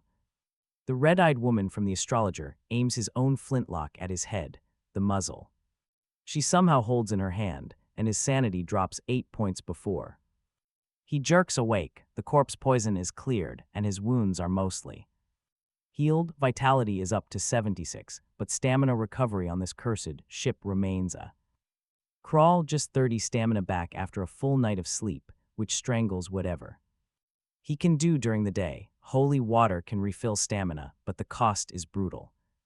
He is pondering this when a creepy message arrives. Talk about bad timing. Single line telling him to look up or write. There is an island. He demands to know who sent the message, but the channel goes silent. To message a player privately, they need at least the ship name, and for a standard ship, they need a personal name too. He has given out neither. Either someone has a special skill revealing him from a distance, or this is a system mission. He circles Nightmare looking for a tail but sees nothing. The island sits right where the message was right. A tropical island stretches out, 3 kilometers wide, ringed in golden sand. Crabs and scallops crawl along the waterline, real food in it. World of nothing but cursed fish and stale bread, but what really catches his eye is the cluster of coconut trees inland, with the tallest carrying a bronze treasure chest. In its crown, no player has ever been here. He drops anchor and wades ashore, bagging crabs and scallops along the way. The trees stand 7 to 10 meters tall, and climbing them at his level means risking a broken leg he cannot heal. So climbing is out. Shooting them down would only attract whatever monsters live here, making guns a bad option. Instead, he gathers 25 stone units using his grappling hook. Through basic system fabrication, he crafts a crude axe using 5 stone and 5 wood, and heads back to that tallest coconut tree carrying the new tool. Felling the first tree drains 13 stamina points, leaving him at 30. At full power, he could chop 5 or 6 trees, but dropping below 30 risks fainting on his feet. The first coconut he touches begins to glow in his hand as the system identifies it as a rare vitality food that boosts his stamina recovery. That is exactly the bottleneck he needed. He splits one open and drinks, the recovery buff settling over him like cool water. The bronze chest up in the canopy, it yields 3 light orbs, a coconut recipe, and some edible 500 grams of edible sea salt, plus a very high-quality reagent rack he absolutely needs for making potions. Finding both items in one spot is incredibly lucky. He immediately learns the recipe and brews a bottle right on the spot. This special consumable recovers 10 stamina points and boosts stamina recovery by 50% for 8 hours with a daily cooldown. He keeps chopping trees all afternoon, resting on the warm sand whenever his energy dips. By dusk, he has chopped down 4 trees, gathering 38 rare vitality coconuts and 43 units of wood. A larger trunk yields 10 to 15 wood, or even more. Since there is no set rate, he decides to sleep aboard and continue at dawn. Heading back, wait, look at that. A glowing trail on the sand, glistening. Foul-smelling slime winds away from the water, glowing in the dark. It looks like the track a massive snake would leave, dragging its huge body across the ground. He crouches, measuring it. The trail is easily half a meter wide. Whatever made this is so massive that his flintlock would only get 1 shot before the beast crushed him. Pulling that trigger would alert every monster around. He retreats to the Nightmare, keeping a tight grip on his pistol the entire time. Finally exhaling once he is safely on board, sitting in the cabin, he weighs the danger. These vitality coconuts solve the Nightmare's worst drawback. Other islands ahead might not have them. Risking 1 more day is worth the reward. He sails 20 nautical miles away from the coast, making sure the island disappears completely from sight. No land creature could ever swim that far out for a meal. He drinks half a coconut juice, then dines on fresh scallops, a strange eyeball fruit, and half an eel. Then he lies down with his gun close by. Resting beneath the bed, his finger stays off the trigger, ready to fire if anything breaches the cabin door. With that, he falls asleep and dreams. But then, a melody echoes through the wooden ship, sweet and haunting, a song no human throat could ever sing. He sits up, completely dazed and drawn toward the sound, his body moving. Without his consent, right in the doorway of the captain's quarters stands a half-human creature, completely drenched as if she just rose from the sea, too large. Seashells cover her chest, golden hair plastered to her shoulders, and a fishtail begins at her hips where the scales fold. It is a siren, and the warning trap at the doorway snaps and chimes, but the alarm is totally useless. Because he is already moving forward, the system flickers warning alerts over his vision.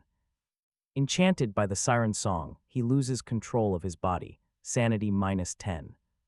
Captivated by this unnaturally beautiful creature, his sanity drops by another 7 points. He walks toward her, clutching the flintlock, remembering absolutely nothing after. Meanwhile, far behind on the astrologer ship, Suna is scribbling in her notebook again. She has been keeping a secret journal titled with a placeholder because she still does not know his name. And inside those pages are the exact hours he sleeps, the things he catches, and the strange foods he eats without flinching. She mutters that he can eat outright bizarre things expressionlessly, even kissing an eel without hesitation. There are no signs of madness. Incredible. By any normal social standard, she is basically a complete stalker. The kind who needs to be pulled aside and re-educated. Then, on her map, his ship Nightmare suddenly turns and sails at full speed toward the island. This tells Suna something is terribly wrong, since she has watched him long enough to know. He never moves at night. Peeking through her skill, she spots the siren, her eyes widening in surprise and a crazy fervor. She does not even hide the information about the island was originally hers, an anonymous message he brushed off, planted specifically to test his reactions, but she never expected this outcome. Meanwhile, he dreams of 3 silent women watching him in a circle. One of them raises something to her mouth, chews slowly as blood drips. After a few seconds, he realizes it is his own right arm. The agony blasts the dream apart. He wakes up naked on a slimy stone floor, the dark cave illuminated only by glowing mucus coating every single surface. He sniffs, finding the slime thick enough to clear his sinuses.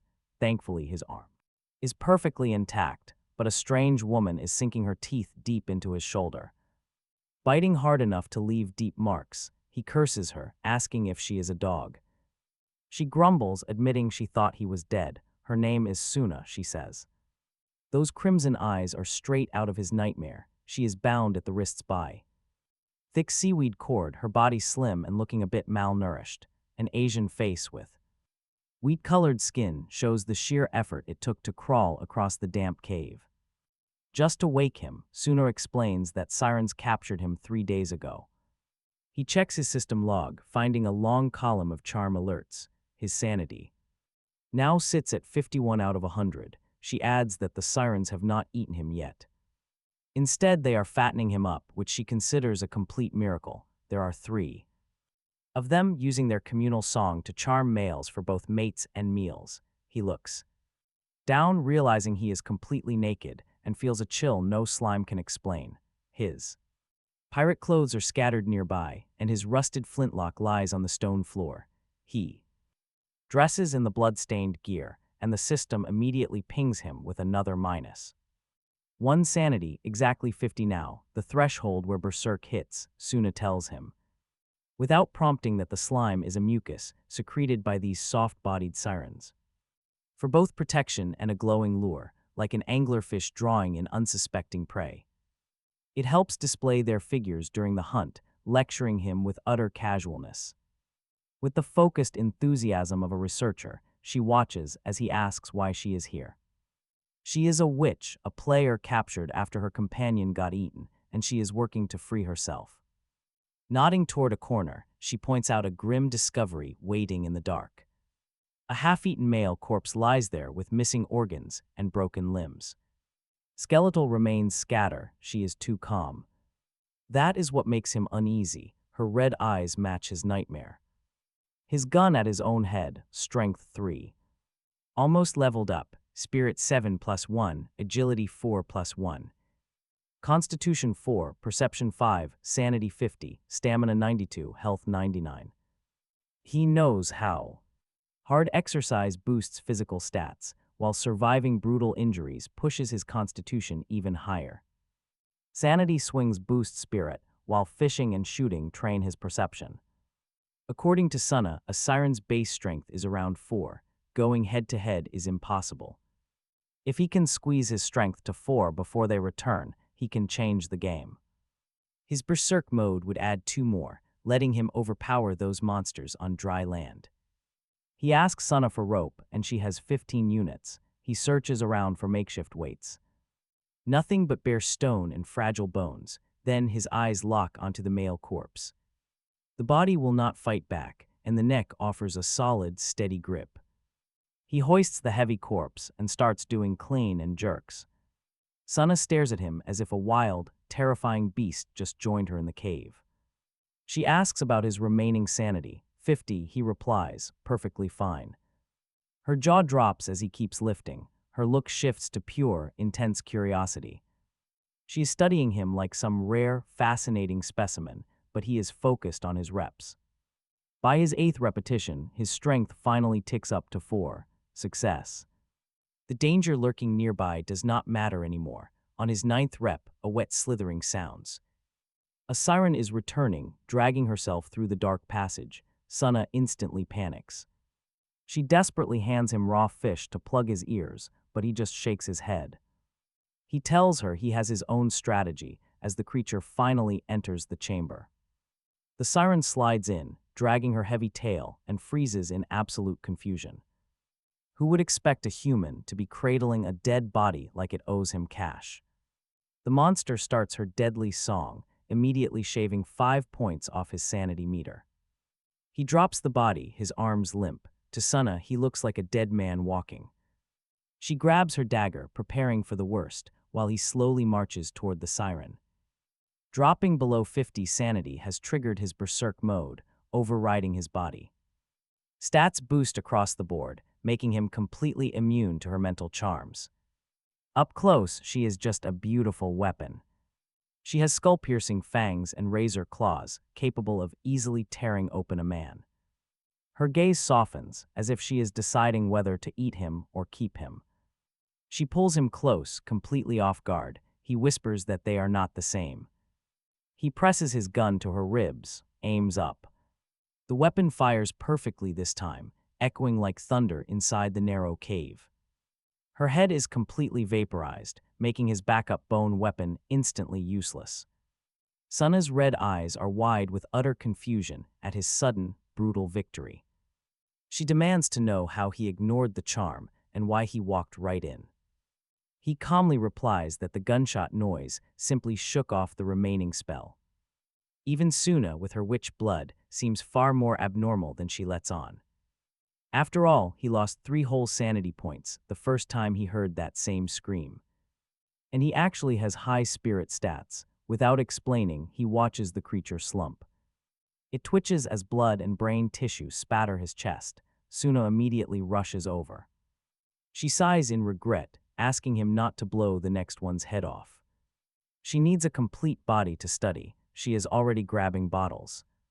He tells her flatly that since he got the kill, the loot belongs to him. He pockets a small piece of meat for his system.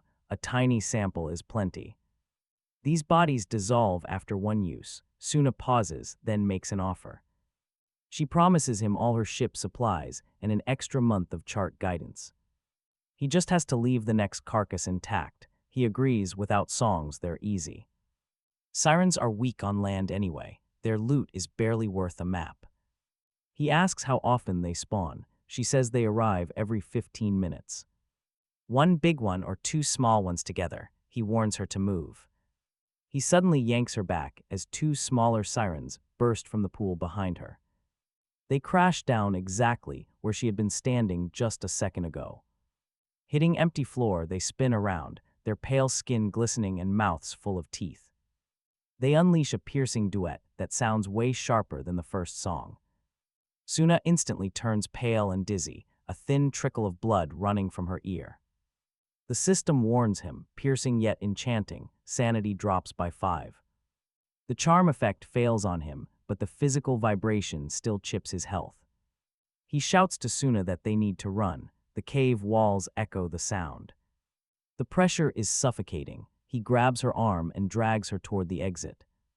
Sirens are incredibly slow on land, dragging their tails like injured snakes.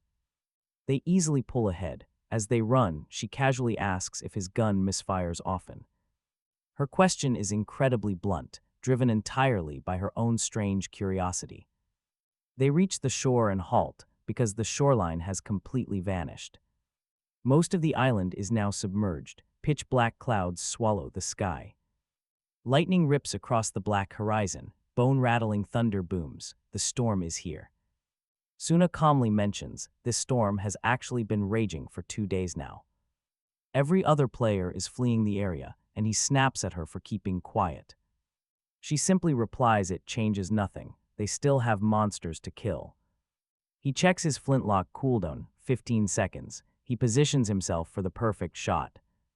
He fires right as they hit his 5-meter sweet spot, blowing one arm off cleanly. Suna notes that his aim is absolute trash. He tells her to do better. He points her toward the injured siren, telling her to tie it down.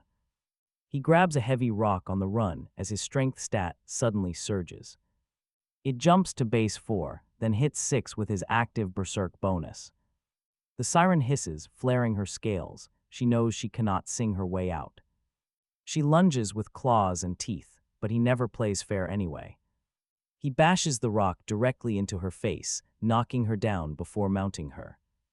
He hammers the stone into her skull until a wet crunch echoes out. She finally stops moving. His back is badly bruised from her thrashing tail. His arms are shredded, but Suna was right about these land-based creatures. On land, they only have human strength, and on land, humans rule supreme. Otherwise, things would have gone the other way. He pockets a tissue scrap and runs to help. Suna and the smaller siren are tangled in mud, one of the creature's arms shattered.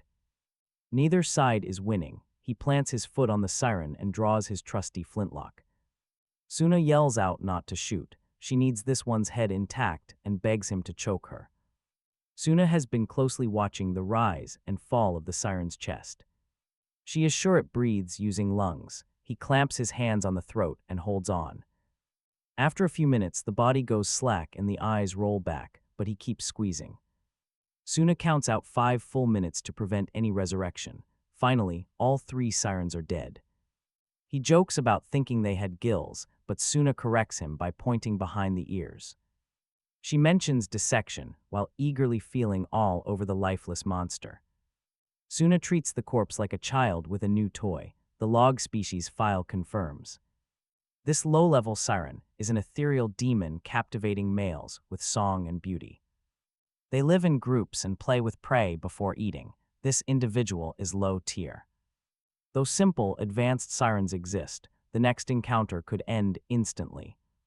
He might go down before his berserk skill even triggers. He just hopes for the best. He hopes his immunity works. Opening the weather forecast, he sees a huge storm is coming. It is now the storm sea. Temperatures are 12 to 20 degrees with level 8 winds. The system previously warned that the black fog will accelerate to 15 knots.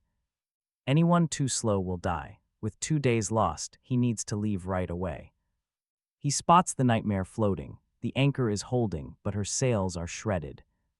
The wind cannot push the ship. The fleet is now almost a kilometer offshore. Since the island is submerged, the old shoreline is just tree canopies poking out. They stick out of 10 meters of water, and trust me, he is no Olympic swimmer. While he calculates his options, Suna stuffs a chunk of siren flesh inside her pouch. He looks closer at the belly bag. It is a witch's personal 100 treasures pouch. This treasure attaches anywhere on the body and is immune to theft. It holds 1 cubic meter, but no living things. He approaches her with a plan.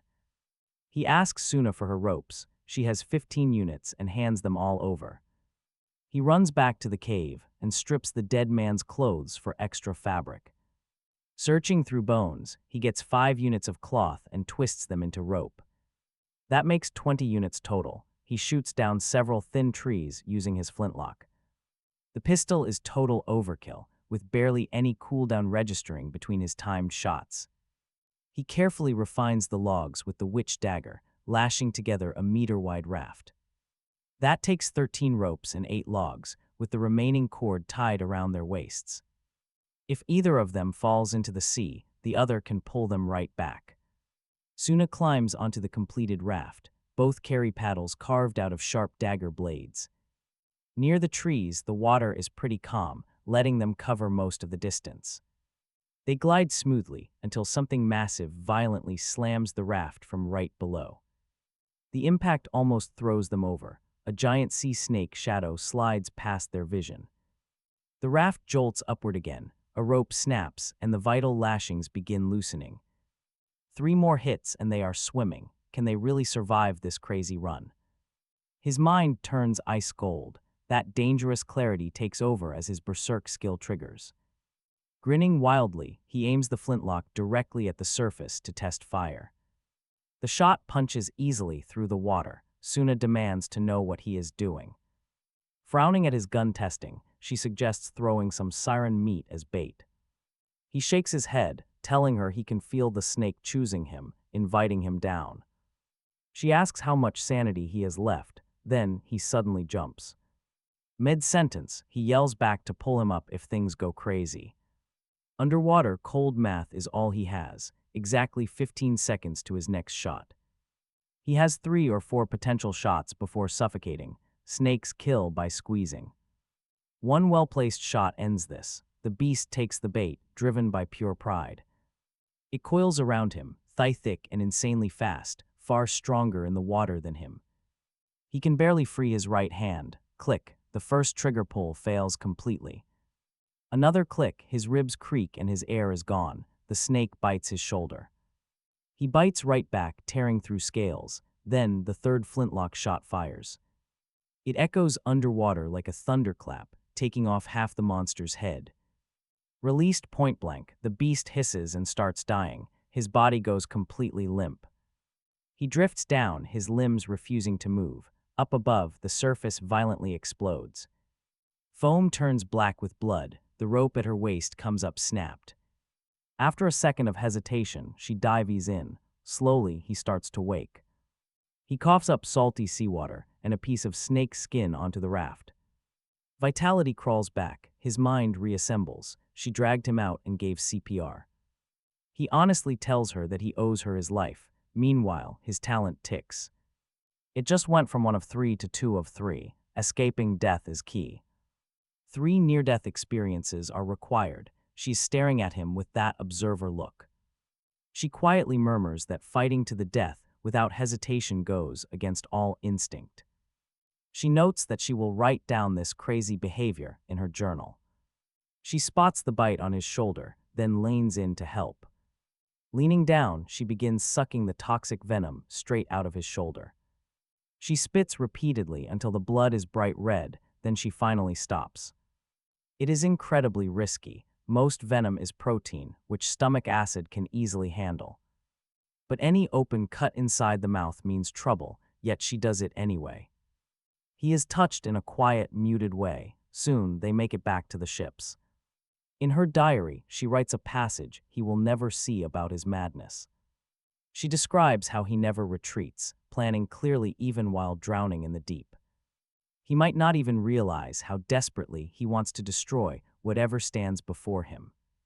She wonders what he will do if the monster in front of him is simply too strong. She notes he needs further observation. Back on the nightmare, the food he left has completely rotted in his absence. Only the weird puffer fish with tumors survives. He keeps 1 black bread, 3 eyeball fruits, 38 vitality coconuts, and fresh water. Dumping the rest, he eats the fruits, grabs a coconut, and gets to work. He starts brewing vitality juice to restore stamina. Suddenly, Suna pings the log. Requesting permission to board, he lets her in. She watches him mix the juice. Asking if he can brew potions, he says he learned the recipe on the island. Offering her a fresh bottle of coconut juice, it is payback for saving him. She takes the bottle, examining it like a museum piece, then slips it away. She hides it inside her 100 treasures pouch instead of drinking. he promises to take none of her ship's supplies, proposing they cooperate during the storm. Her astrologer chart and the nightmare's superior speed make them a perfect pair. She readily agrees since that was already her plan. Outside, dark, howling winds gather. With howling winds, they cannot leave yet. Yangwei is still poisoned, his system panel flashing warning signals. He walks over to the gacha machine, feeding it 2 siren tissue samples and a piece of snake skin. The massive sea serpent enters the system as a cunning, giant underwater snake.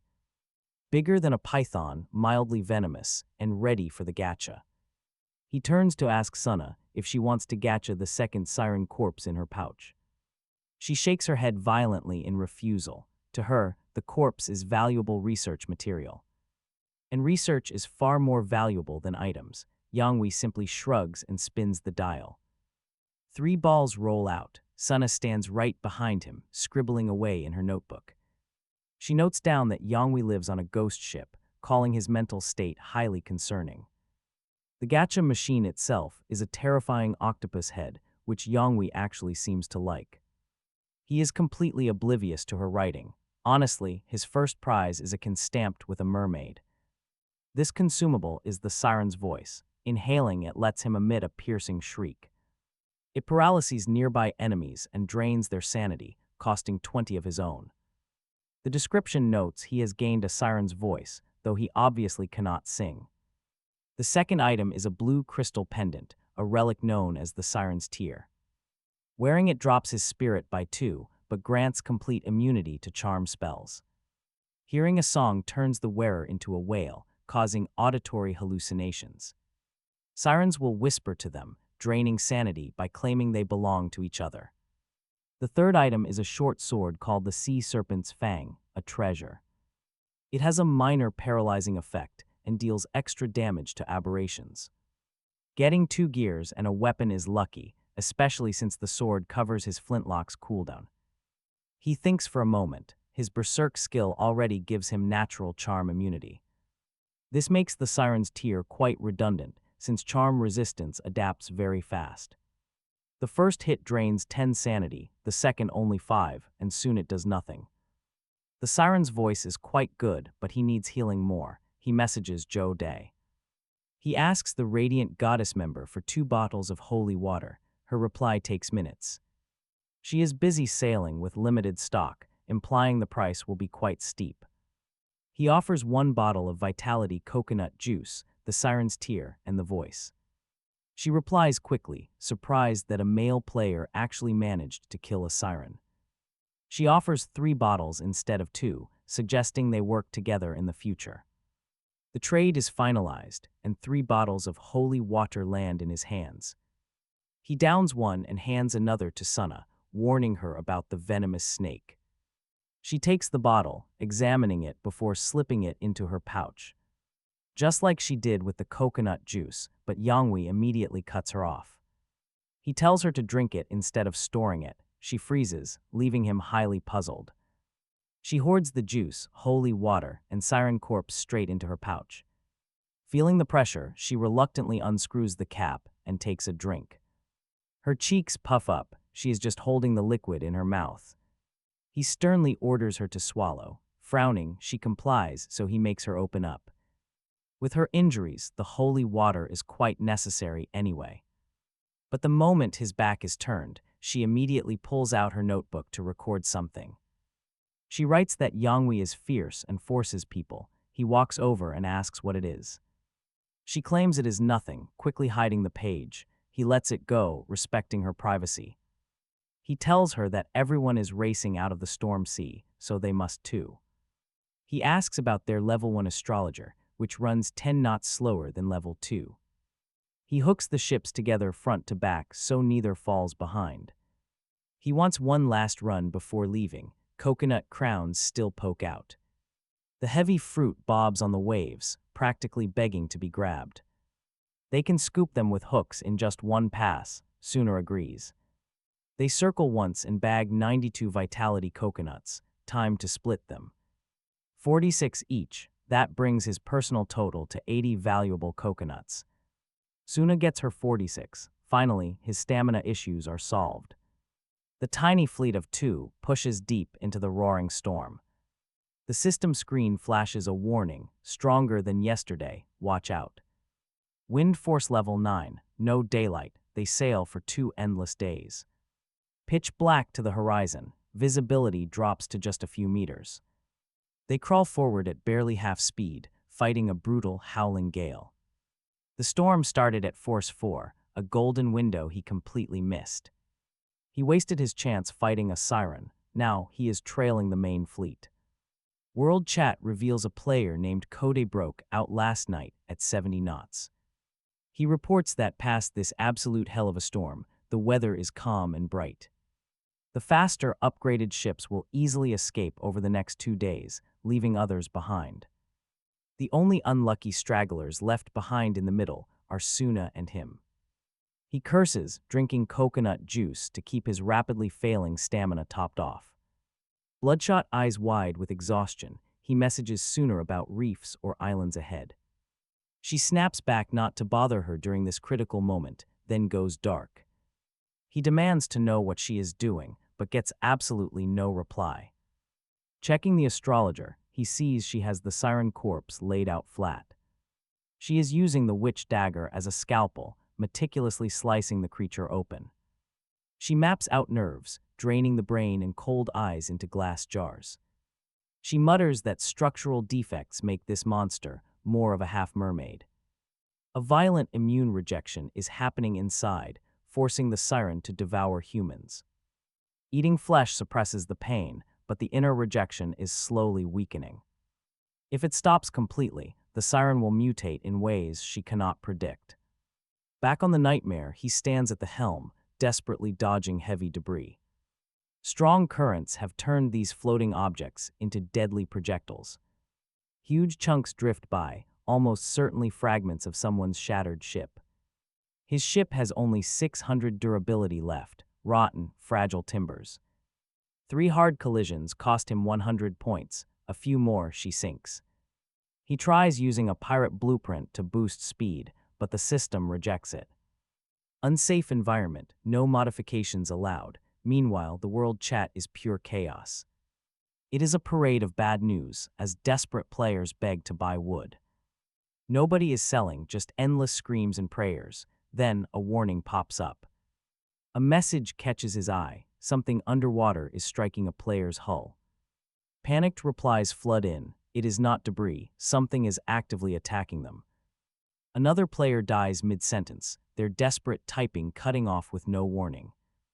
The unfinished cry for help sits there in the world chat like a digital tombstone. His blood runs cold. Suddenly, a massive wave crashes hard over his deck. He instantly messages Suna, warning her that monsters are hunting beneath the waves. Suna has just finished her brutal dissection, her face completely flushed scarlet. The system suddenly fires up her unlocked conditions, an otherworldly demon. The ethereal dissection is complete. Her new talent is Forbidden Scholar. Her sanity permanently drops by 20, a dark cult system opens. She can build special structures, research unique recipes, and craft rare items. Along with a warning that her dark curiosity has set her on a path of no return. He frantically messages her, and she finally replies to stay calm. He asks about her ship's remaining durability, barely any. He tells her to board Nightmare. He will grant her permission to make repairs. They can fix the hull together, because being separated is suicide right now. She agrees, packing the dissected pieces and grabbing her crystal ball. She prepares to cross. The 2 ships are tethered, practically touching. But the heavy ocean waves are rolling so wildly that walking over is a massive gamble. She crawls instead. The moment she steps aboard, he pulls her inside. He orders her to craft a stone hammer and repair Nightmare immediately. They must stay inside and face whatever spawns together. No time to waste. The global world chat is already exploding with brutal attacks. Strings of glowing red lanterns are swarming around a single ship. Creepy small fishermen corner another captain inside his very own quarters. Out on the open sea, a strange figure blocks another player's course. Someone posts about a trapped alien demon before going totally silent. The entire world chat is now a frantic sea of pure panic. Red lanterns are gathering, but some claim they are just fireflies. Captains are trapped in their quarters by creepy fishermen demanding they face them.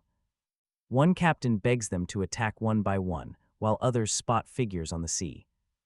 A strange man blocks a ship's path, while another reports a trapped alien demon. It suddenly detonates, cutting the feed. He silently mourns the loss. Every minute someone dies, while others barely manage to escape. Nightmare is drifting far behind the main fleet, seeing no monsters yet. But he spots something else that terrifies him. He is completely out of food. Vitality coconuts solve his water problem, but his body desperately needs actual protein. He messages Suna to check her supplies, only 1 liter of water left. She replies that she just finished her repairs and walks out to the bow. Her crystal ball is cradled in her arms, her receiver functioning nearby. She must stay near her vessel. On the charts, 2 dots occupy the same water. The rest of the map is just massive black blobs of floating debris and gray shadows. It is island shadows and ruins. They must avoid getting caught in the eddies. Avoid the debris, don't get lost. Another day slowly passes.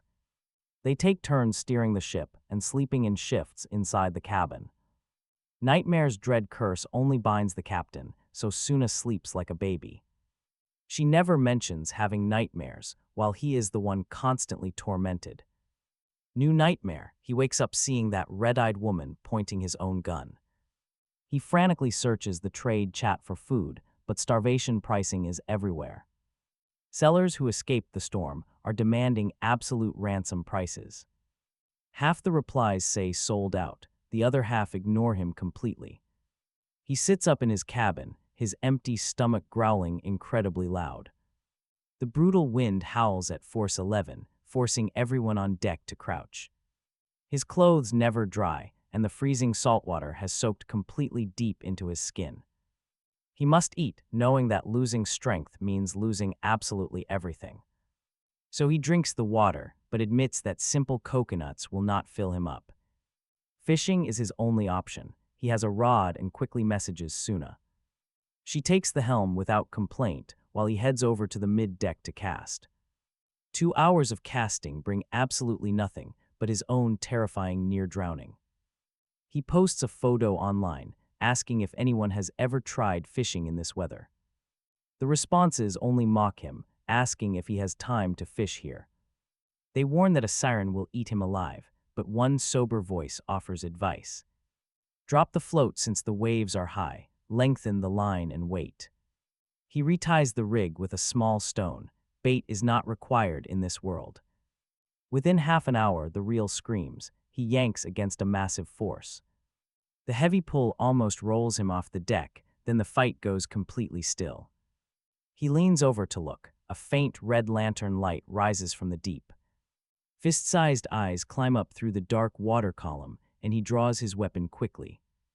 He has his flintlock ready before the first shark breaks the water. It is a meter long, with 2 crimson lantern eyes on a flat, hammer-shaped head. And talk about nightmare fuel, it actually has 2 muscular toad legs underneath. The system warns that this creature is corrupted, instantly shaving off 5 of his sanity. The beast launches. He drops flat, firing his flintlock directly into its belly. The point-blank shot detonates the shark, instantly tearing its body completely into 2 halves. Yet the upper half keeps trying to bite. He grabs his sea fang. He stabs the corpse twice until it goes still. The system log finally identifies it. It is an abyss-corrupted hammerhead shark, edible, but they travel in schools. The description warns that finding one means a school is following. He looks up. And the school is already here, climbing straight toward the surface. 100 crimson lanterns rise. Fins break the water as they all prepare to leap. Showing absolutely no grief, he shouts for Suna and runs for the bow. Another hammerhead lands right next to him. They can jump 2 meters on land. Those toad legs make them slow, but they come in massive numbers. Suna meets him at the helm. He yells that their only real chance is the mast. They can jump, but they cannot climb. He still has his flintlock ready. But Suna's short-witch dagger does not have enough reach to keep them both safe. Luckily, there is a pirate longbow in his cabin that is perfect for her. He tells her to grab it. She nods, her long hair whipping wildly in the wind. Her face shows excitement rather than fear, which he has absolutely no time to ask about. She yells that she wants an intact eye. He promises they will talk after they survive. They bolt to starboard since the school has gathered to port. They run crouched against the wind. Starboard has no cabin door. But his trusty flintlock can make a door. He times the cooldown and blows a hole open. He reaches inside, pulling out the longbow and 20-some poison-tipped arrows. He hands them to Suna, and they sprint together toward the sheltered atrium. But a hammerhead is already waiting, lunging directly from the dark shadows. He draws his sea fang to meet it, but a sudden arrow whips right past his ear. From behind, landing square in the shark's eyeball, the beast reels and rolls. On the deck, completely useless, he looks back. Suna is already knocking another arrow. She tells him she studied medicine, but one middle school provincial. Archery, the kind that fed national teams. He asks why she didn't say so. Earlier, she explains her bow is at the bottom of the ocean from her siren. Ambush, the conversation ends right there because 8 more sharks are already in. The atrium, she fires every shot into their eyes, a feat he cannot. Believe the struck sharks completely lose their minds, but their arrows won't last. Forever, new monsters keep landing on deck, and some are circling around. Flank from starboard, they reach the mast. He tells her to climb first and cover him. From the crossbar while he follows, she stuffs her bow and arrows into her 100 treasures pouch and climbs. He holds his fang and pistol in his offhand, studying their leap. They are single-vector animals that pick a direction with their head and commit. There is no mid-air correction, sidestepping at the right moment. He drives the fang into the gill slit as they pass, letting the beast shred itself on its own momentum. He kills 3 this way. The 4th almost dies, and let's be real, he is no soldier, just a man who could not stand on his own legs without a bed. The 4th shark sinks its teeth into his right shoulder before he can dodge. Pain rolls his eyes. Back, he presses the flintlock to the flat of the shark's head and pulls the trigger. But the gun only clicks, misfire. He drops the fang from his right hand to his left. Stabs. Suddenly, an arrow grazes his scalp on its way to the shark's eye, which makes the shark let go. His arm is a bloody ruin. She tells him to hurry. She is on the crossbar 5 meters up. Sharks cannot reach her. She draws and fires as he climbs. He stuffs the pistol into his belt and starts up one-handed, left arm and cheek pressed against the mast, legs pushing. She warns him her last arrows are gone, and he has climbed only 2 meters. She drops one hand off the crossbar to lean down and reach for him, but the gap is too wide. A shark times its leap and bites his calf. Bone and tooth grind against each other. The sound is enough to make him sick, but he doesn't dare let go because letting go means falling, and falling means dying. The shark hangs off his leg, grinding at the wound. His vision blurs. With tears, the only thing he sees clearly is the shark's red lantern eye. Underneath him, laughing at him, certain it has him. Anger blooms in his chest, hot enough to read by. The system fires a long alert, ? Unlocked. Rejection of death, the text scrolls. It triggers when health falls below 10 or on fatal damage. Health will not drop below 1, lasts 5 minutes, all attributes +2 except spirit -2, sanity -50, afterwards a 24-hour weakened state of all attributes -2 except spirit, during which rejection of death does not re-trigger. The system text tells him rejection of death breaks the mortal attribute caps. Sanity below 50, berserk fires on top, strength +2, agility +1, constitution +1, spirit -2. Ignore pain, tireless, fearless, strength caps at 8, spirit at 4. His right arm comes back to him as if never bitten, and he clamps it on. The mast, he extends his left hand down, grips the devil shark's eyeball, and squeezes. The eyeball pops in his palm. The shark loses its bite, and he doesn't. Yangi rips the ruptured eyeball right off and uses it to bash a second shark. The sheer force of his strength-8 body crushes its skull on impact.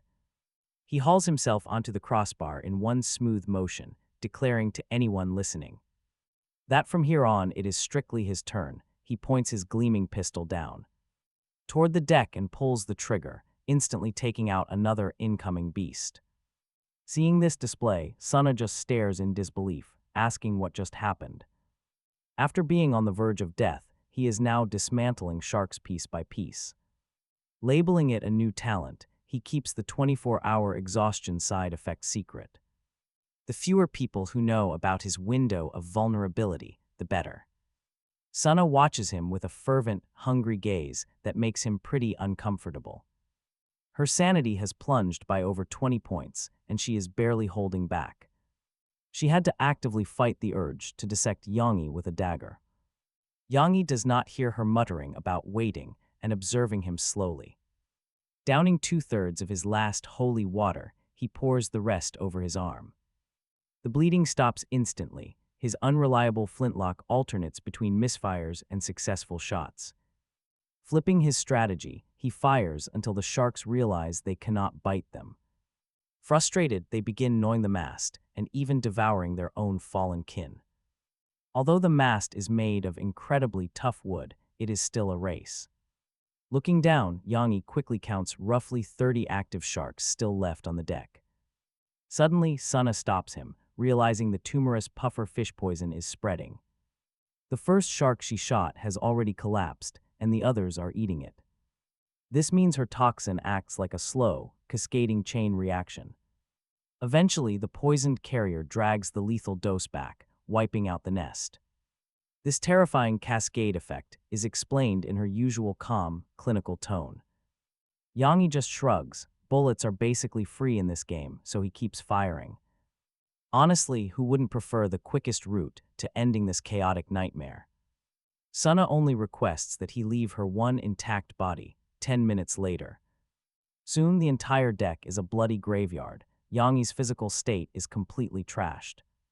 With only 15 health left, he climbs down the mast like an old man. A single slip here would end him. Meanwhile, Sana has already butchered the largest catch. They are absolutely rich now, enough to fund 70 gacha pulls in this crazy system. As a former mobile gamer, Yangi loves gacha. He offers her an even split. But she indifferently claims she only wants one, leaving him almost insulted by her reaction. Shaking it off, he chops up the remaining corpses to feed the insatiable machine. This nets him 72 pulls. One goes to her and another is saved. That extra shark was sliced cleanly, making it perfect for safe emergency rations. Now the mysterious octopus head spits 72 glowing reward orbs onto the deck. Yangi eagerly rubs his hands together, staring at the massive mountain of unopened loot. Cracking them open reveals one steel unit, 200 coins, and basic materials. Annoyed by the low-tier drops, he chucks a block of wood onto the deck. The system politely inventory logs it anyway. Seriously, where is all the good loot? Where are the legendary treasures? The disappointing list of basic materials just keeps scrolling. Instead, it is just fresh water, more wood, 12 black breads, and 5 sausages. Out of 72 pulls, there are only 3 actually named exquisite items. The best drop is a low-tier fire element that attaches to his equipment. The fire attribute description states that equipment can be modified repeatedly, with the last attribute taking precedence. He gets a red light fishing net, placeable at the side of the ship to trap passing fish, though the glow scares ordinary fish away. The description oddly suggests he has seen this red before. A shark skin swimsuit treasure offers a 25% speed boost and reduced stamina drain. He pockets all 3 items, though the drop rate seems offensively low. An idea forms, submitting too many of the same monster type might hurt the drops. The system likely rewards players for variety. Kills. To test his theory, he drags Sana over from the Atrium, he hands her a shark fin from the food pile to spin once, testing. His theory against her luck, she drops it in, making the octopus eyes blaze gold.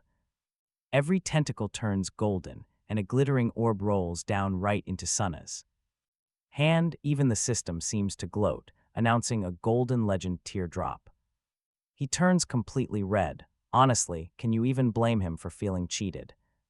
She refuses to reveal what she got, demanding he beg, which he absolutely refuses.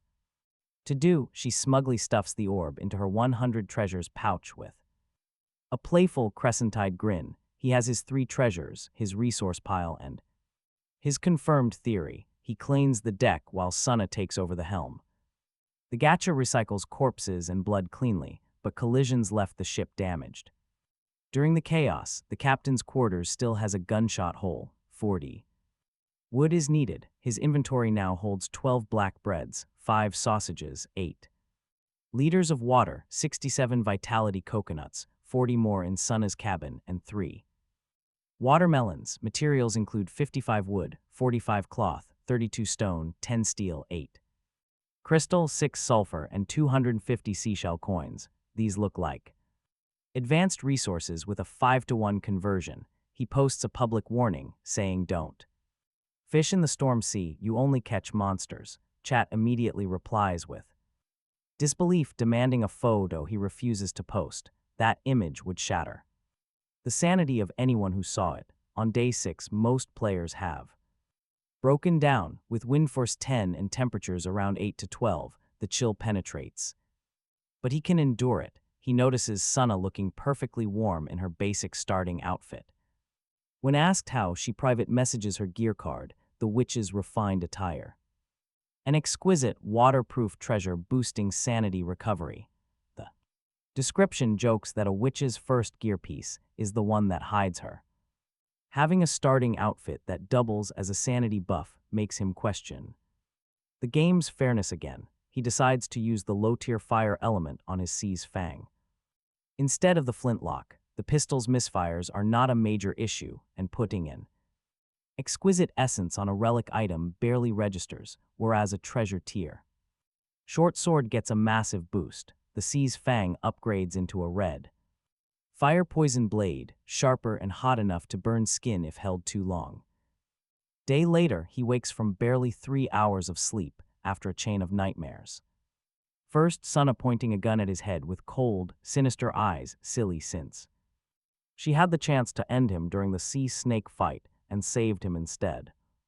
Second, being swallowed by a building-sized centipede, highly unlikely since the sea has no centipedes. Any dream premonition system remains unconfirmed, likely a mere coincidence. He refuses to let a bad dream dictate his next moves. He decides his own path, refusing to let a dream dictate his life. Eating a coconut, his wounds are mostly healed thanks to the holy water. He pushes the door open, but the world outside is completely black. The weather panel shows 0 daylight hours, force 10 winds, and 12 to 18 degrees Celsius. Daylight has dropped from unknown to none. Something is terribly wrong. He shouts for Suna but gets no answer, so he uses the logbook's faint glow. Seeking the deck, the nightmare star drifts in heavy swells with no one at the helm. He finds Suna at the bow, clutching her crystal ball with wide, staring eyes and parted lips. Pointing out at the dark water, she whispers that they are completely surrounded. Lightning suddenly cracks the sky, revealing the horror waiting out there. Massive, segmented centipede worms with 4-blade mandibles that snap open like side-mounted guillotines. They look like giant bobbit worms straight out of a nightmare, easily 3 meters thick, with lengths impossible to gauge because they are mostly submerged. The nearest beast is 1,000 meters away, swaying in the storm like a silent, terrifying forest. Suddenly, the system bites. 20 sanity points from his stat bar. The map reveals 100 beasts ringing the nightmare star like a wall of black sesame seeds. He drags Suna into the captain's quarters, demanding answers. She explains that the sky went pitch black just 15 minutes ago, forcing her to stop the vessel and check the bow. Right before he woke up, he grabs the crystal ball to analyze their movements while she shares her urgent theory. These creatures lack eyes and visual organs entirely, meaning the ship would already be devoured otherwise. Instead, they track prey by sound and scent, which this heavy storm heavily disrupts, shrinking their danger zone. Meanwhile, the global chat is absolute chaos, filled with bragging survivors and desperate players screaming for help. They mock the slow ones, saying the poison zone has trapped them. They call them idiots and tell them to prepare for death. Amidst the panic, a predatory merchant starts buying up gear while the bodies are still warm. One player fires back, swearing he would rather feed the worms than sell out. Another posts an old warning: 30 years east of the river, 30 years west.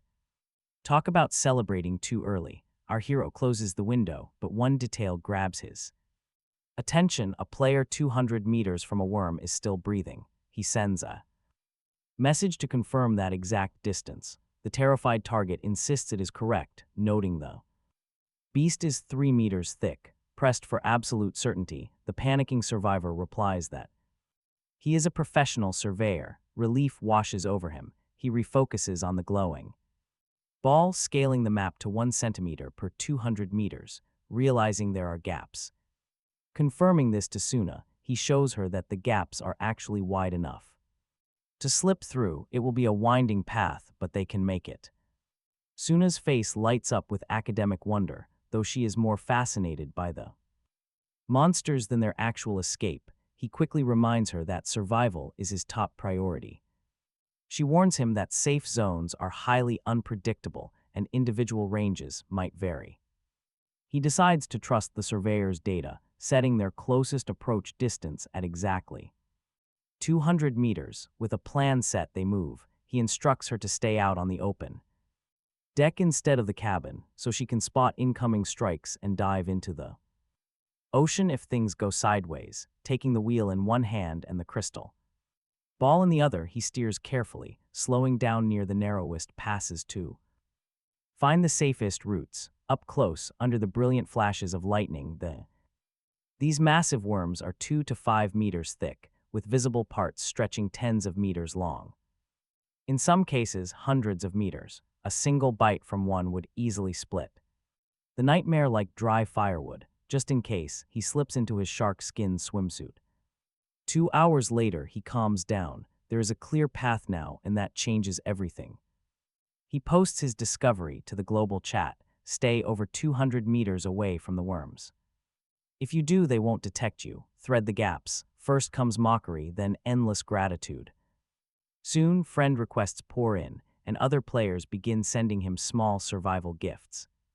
His haul totals 3 wood, 227 cloth, 12 stone, 7 steel, and 13 crystals. Plus some sulfur. A fisherman named Captain Hio even sends a single exquisite item.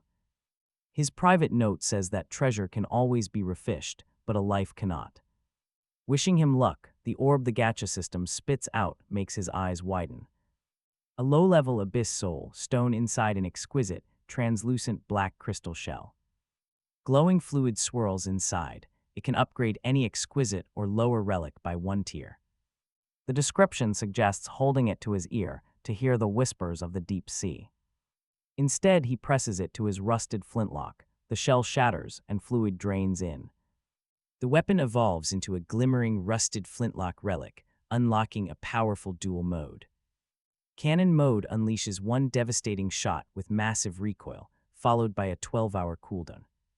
Standard mode requires no reload, firing every 10 seconds for minor damage with 50% misfire risk due to sea corrosion. The pistol is reborn, but his sanity drops to 48. With Berserk active, he fights the crazy urge to test cannon mode on a worm.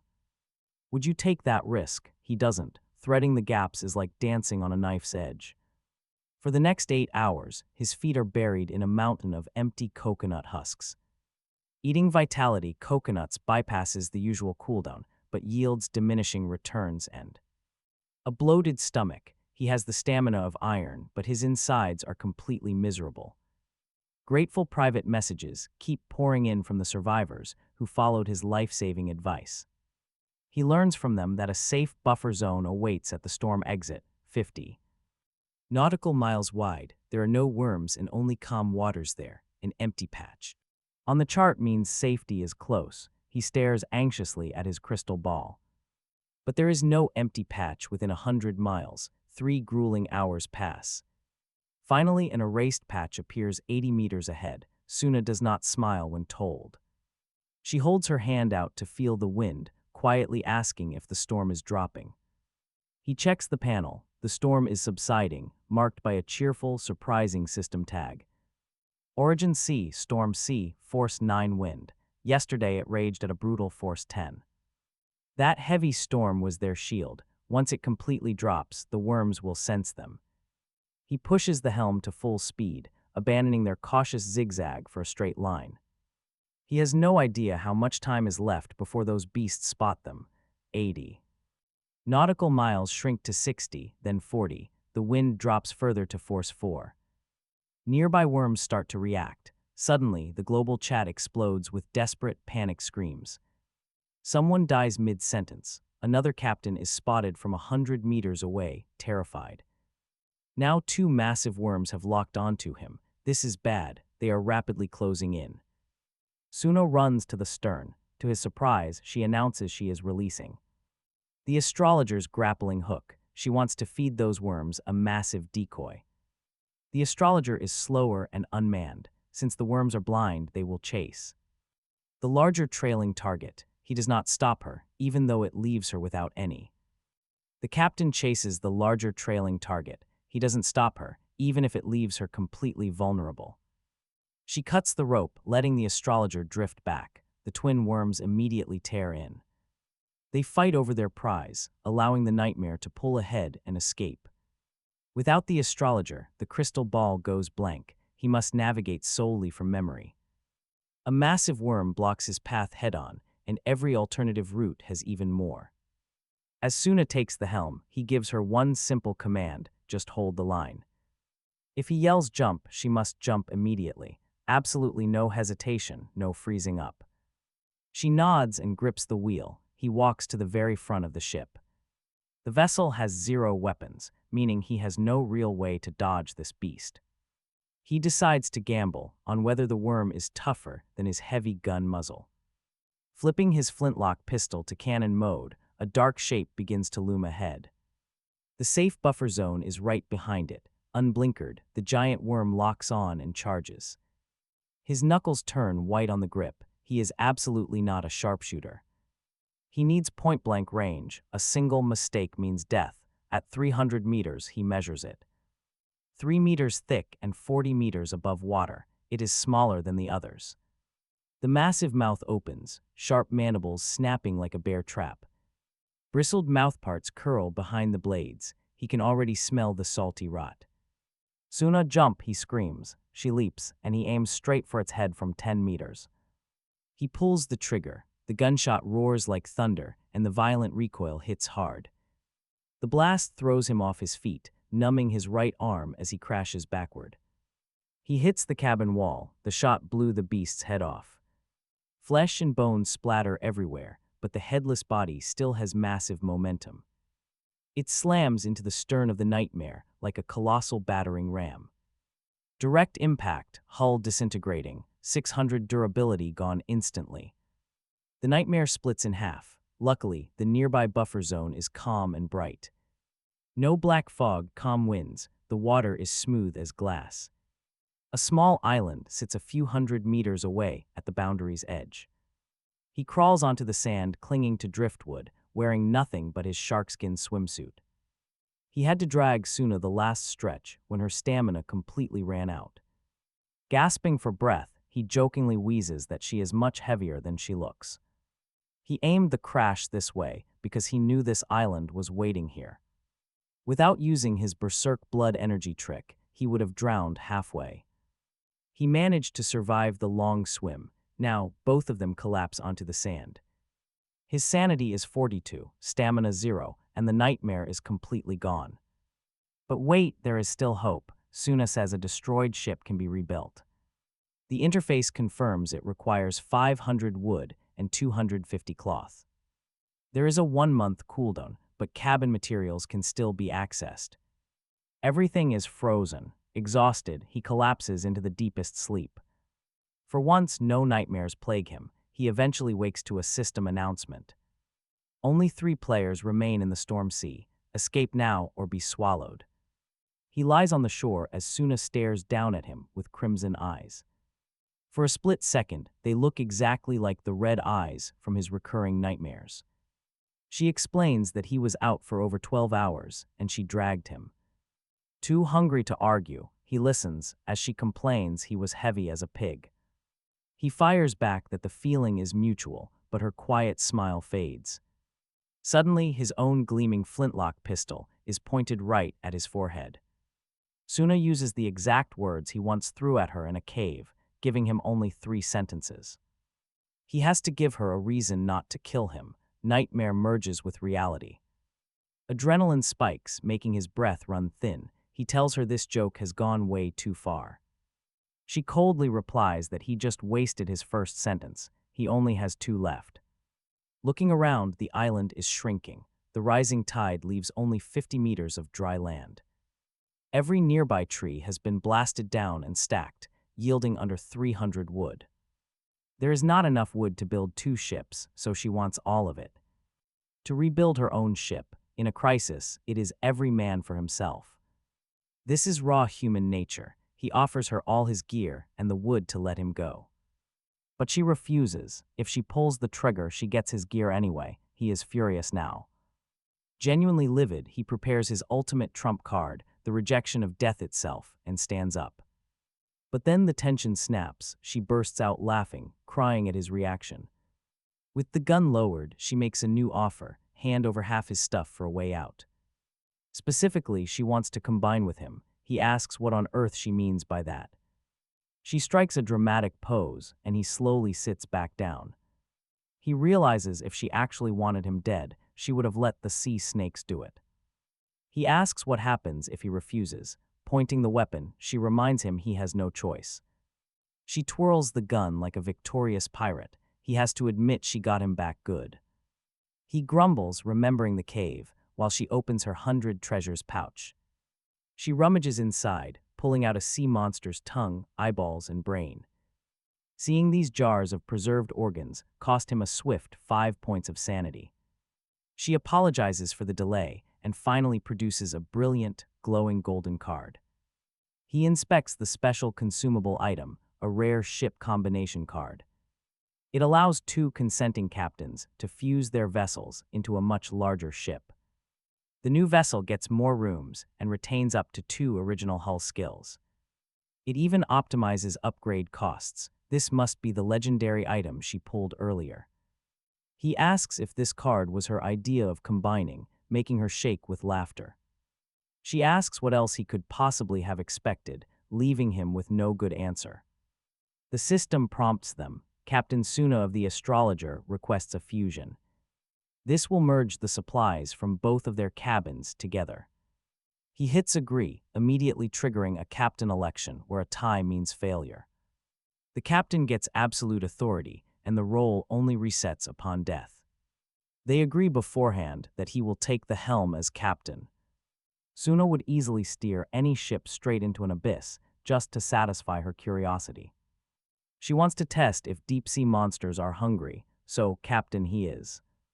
The joint interface synchronizes, granting him master authority over the entire vessel.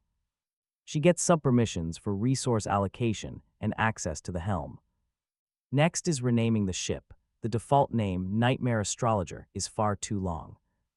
He shortens it to Nightmare Star, likely the first fused ship in existence. This process usually demands extra resources for complete hull modifications. Luckily, the current rebuild absorbs those costs for the Nightmare Star. It requires 700 wood, 300 cloth, 100 stone, and steel. He is glad the new ship will be sturdier, thanks to the stone and steel. The main shortage is wood. He hoped Suna's cabin resources would help cover it.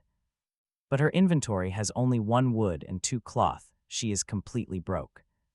What a beggar did she even play? The cabin only has 59 wood, finding stone on an island is easy, but cloth requires lucky fishing. Wood is the real issue. He asks Suna how much she Chopped, she says 292, counting the rooted stumps. That makes 351. Total with cabin stock, still way too short. Trading is impossible here, he looks at the half-submerged treetops 100 meters offshore. He figures he can swim out. Shoot them down with the pistol and drag them back. He takes his weapon back from her. With a sharp glare, she agrees readily. They divide the work. She gathers stones along the shore, fishes for cloth, and finds freshwater food. He has the swimsuit, making him the only one who can handle the long swims. Before starting work, they eat underwater. Shooting is easily the fastest method. The pistol fires underwater, and the buffer zone has no monsters in it. He bags 2 plump groupers in 15 minutes. Their bodies are shredded by the bullets, but they eat them anyway. He swims to the tree line. Sparks and gunshots bloom underwater, scaring the fish away. The second shot floats up a 30-centimeter thick log. He brings back 2 logs at a time, trying to grab the thickest ones. His first run yields 18 wood. The trip is a brutal loop of swimming, diving, and pushing. It is basically a triathlon. Each run drains over 30 stamina, the best he can. Manages 2 return trips before having to collapse on the sand to recover.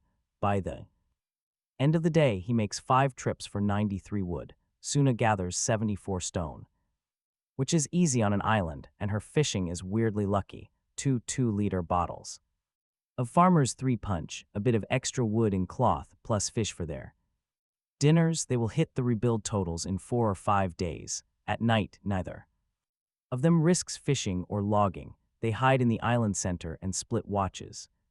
Suna takes the first half, he takes the second. There is no bed, but he sleeps soundly, free of nightmares for the first time in weeks. The curse cannot reach him. The world chat is speculating about who the 3 holdouts are, guessing a hidden dungeon, a secret quest, or maybe 3 corpses inside a giant worm. Someone even gloats that as long as they do not escape the storm sea, the next stage will not unlock. He ignores all of it, replying to friend requests with just 7 words: ship exploded, building a new one. The replies are in absolute awe of the big shot. Some even ask to join him. 3 more days pass and they settle into their rhythm. The man swims for wood while the woman fishes and gathers stone. After the anxiety of their last voyage, this island feels like bliss, settling here. Seriously, who wouldn't want to just settle down here? Except for that dark smudge on the horizon. It is darker today than yesterday, meaning the black fog is creeping closer.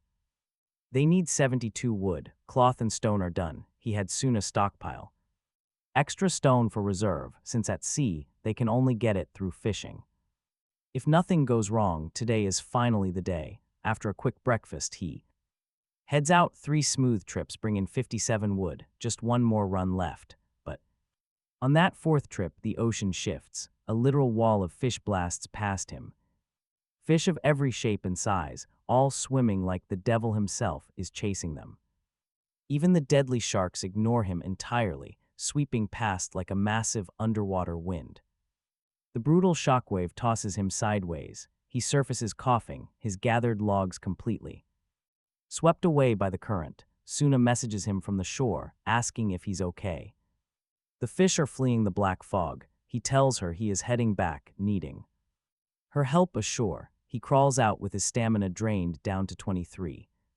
They are still short on wood. Behind them, a wall of giant worms glides through the sea behind the fish, but the moment they hit the buffer zone boundary, they vanish into thin air.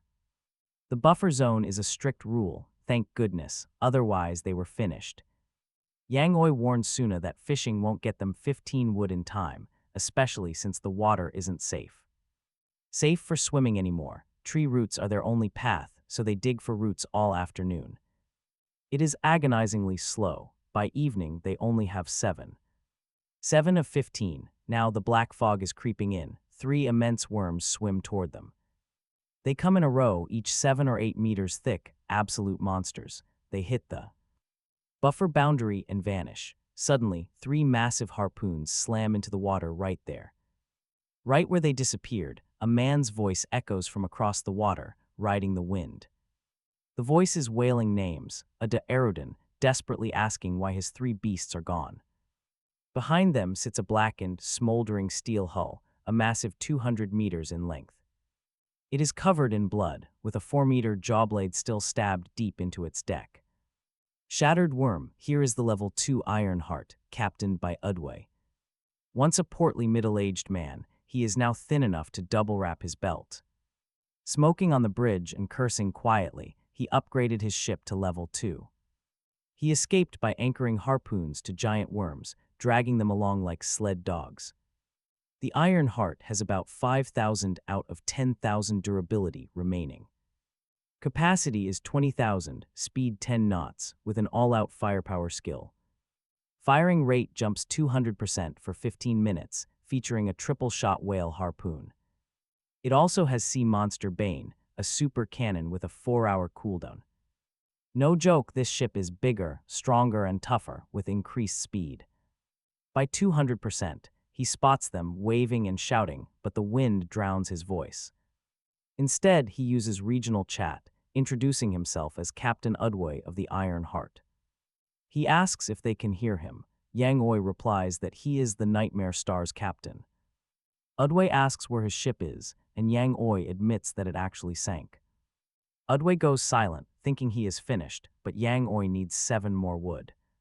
He immediately sends them 100 wood, asking for a ride once they rebuild. Without those worms towing him, his ship cannot outrun the fog at 10 knots. The fog moves at 15 knots. Yang Oi agrees, leaving Udway incredibly relieved. He begs him not to attack on approach, spotting Yang Oi's pistol from kilometers away. Turns out he has Eagle Eye Perception +2, granting him incredibly sharp vision. This is perfect for tracking targets, alongside a second talent unlocked by hunting monsters.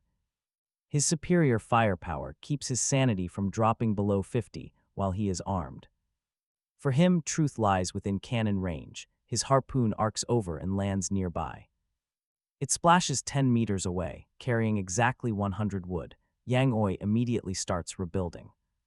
The gathered materials lift into the air, assembling like toy blocks in real time.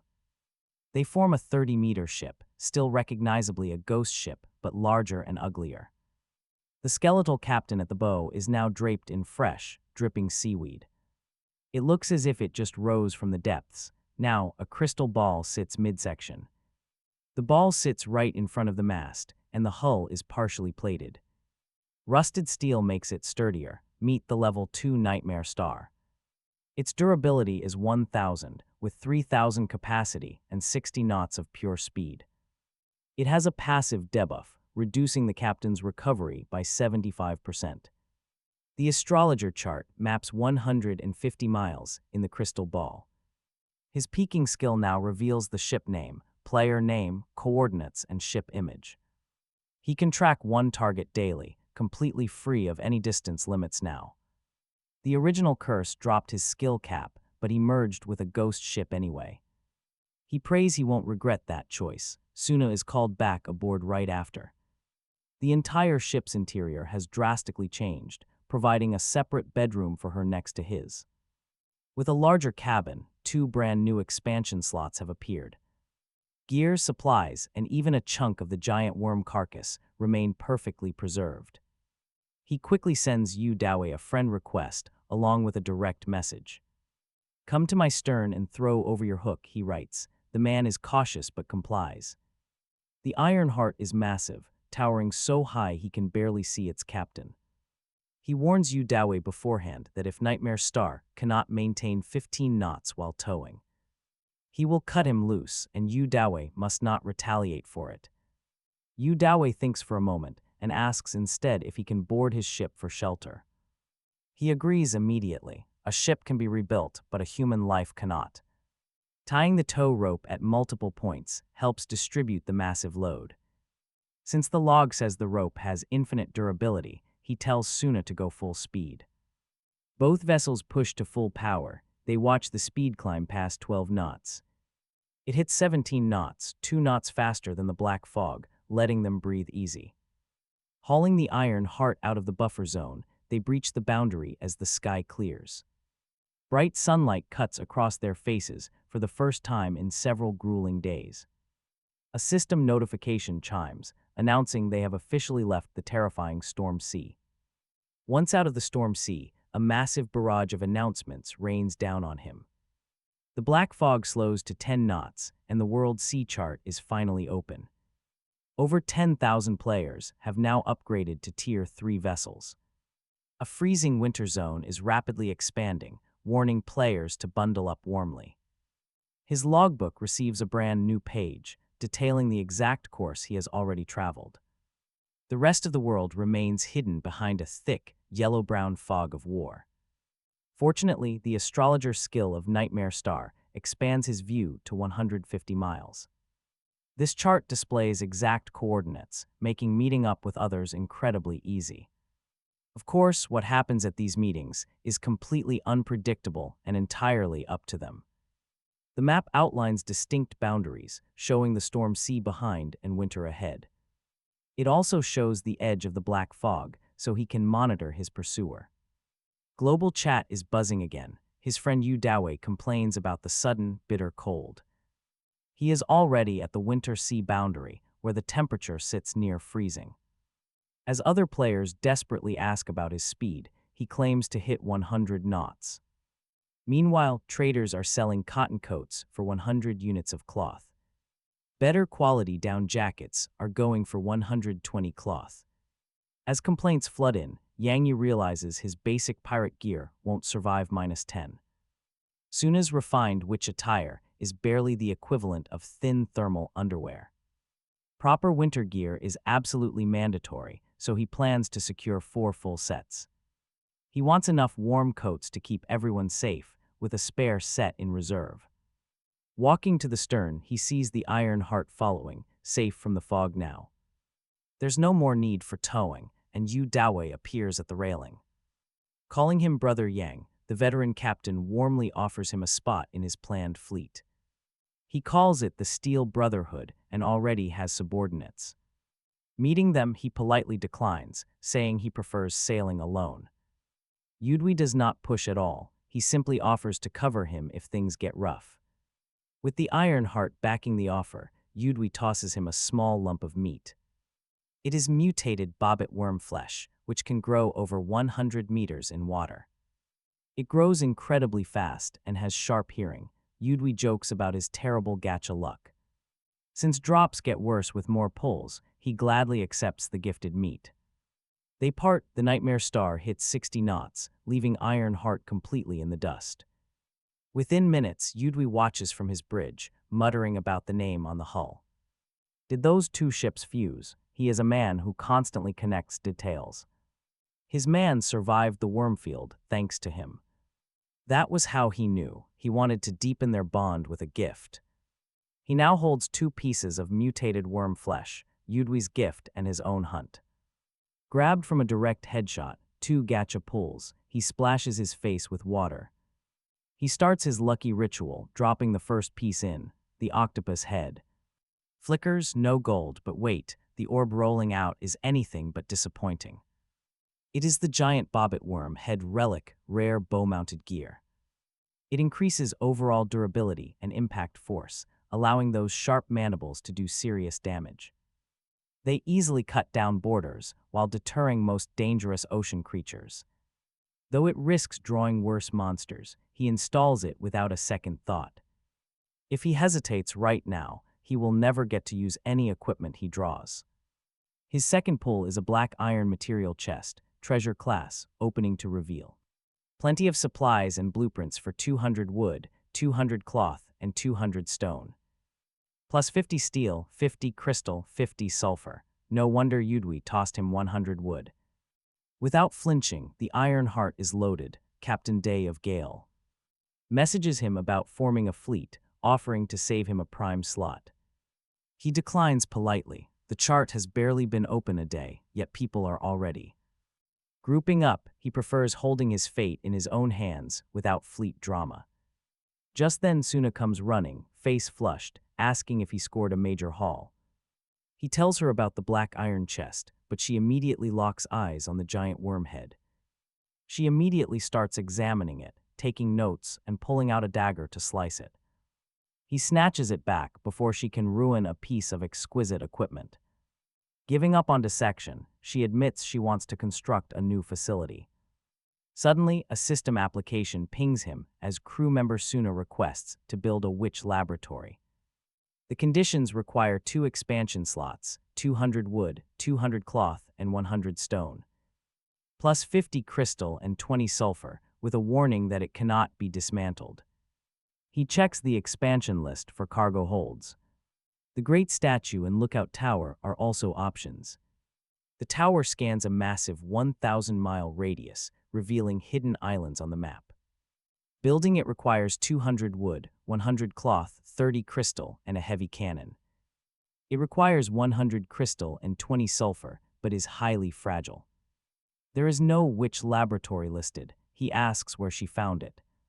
Suna says it is an extra building unlocked by her talent, but he still prefers weapons.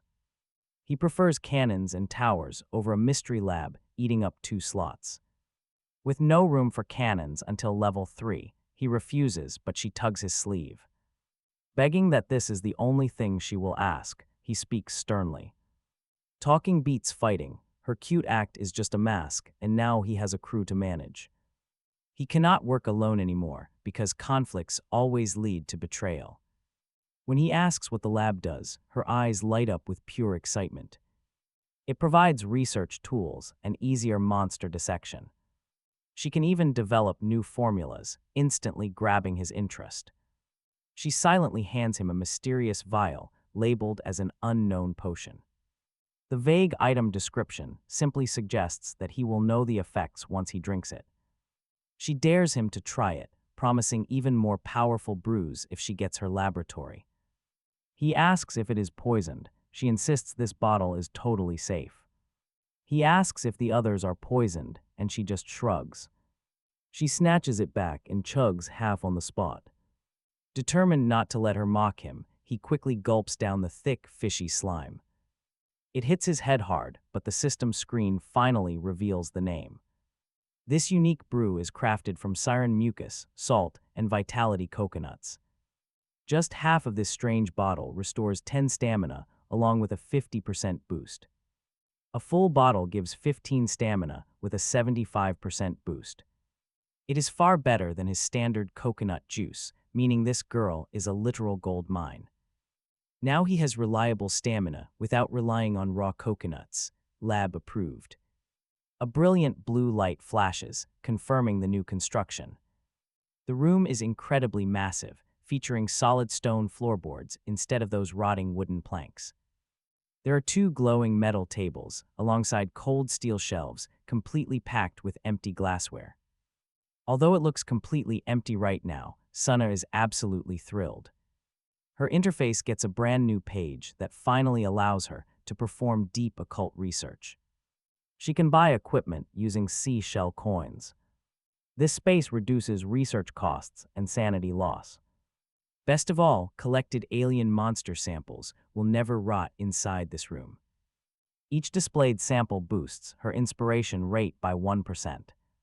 She immediately dumps her entire stash of treasures onto the glass shelves. Out come siren organs, shark eyeballs, and a 30-centimeter dried fishman. Even the highly rotting corpses she collected before they met suddenly regain a fresh, creepy sheen.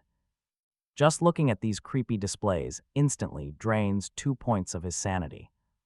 With 3 samples active, she prepares to dissect a massive hammerhead shark.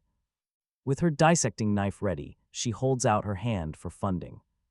Research is expensive, and she expects him to fund it. He hands over 1,000 coins, which is a third of his stash. She complains but starts, letting him slip away. That creepy lab feels way too dangerous for him. He orders her to prioritize healing potions. Winter is coming, so he starts planning his survival needs. Warm clothes, fire starters, and plenty of food.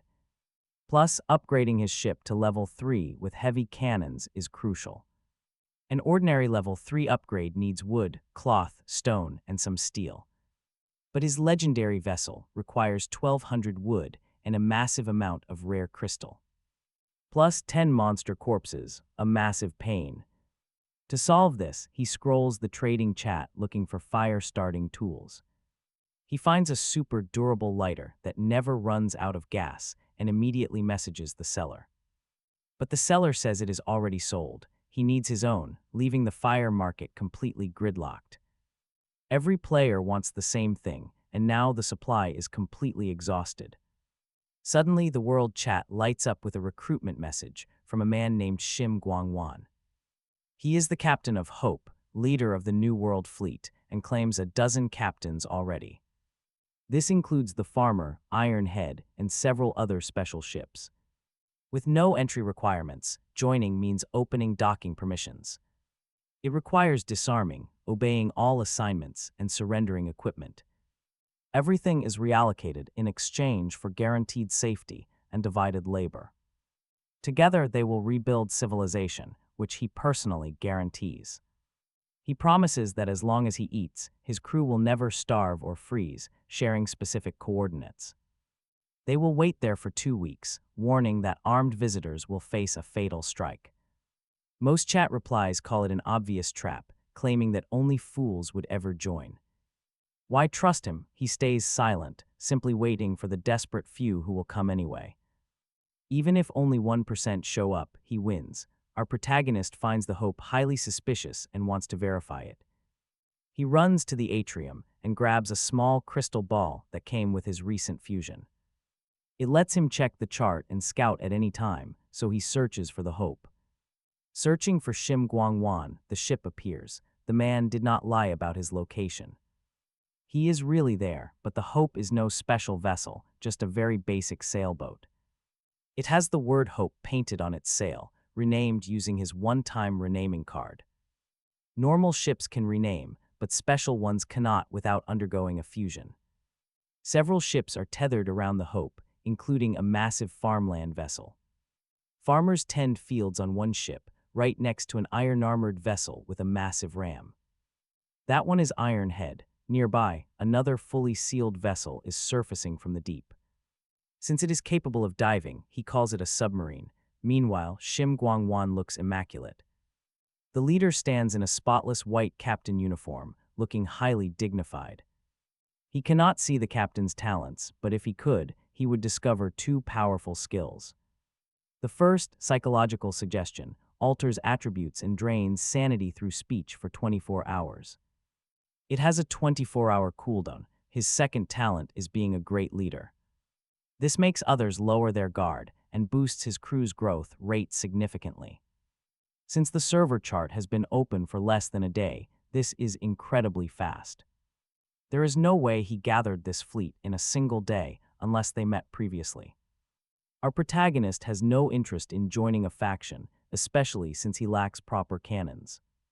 Handing over his gear means putting his very life into someone else's hands.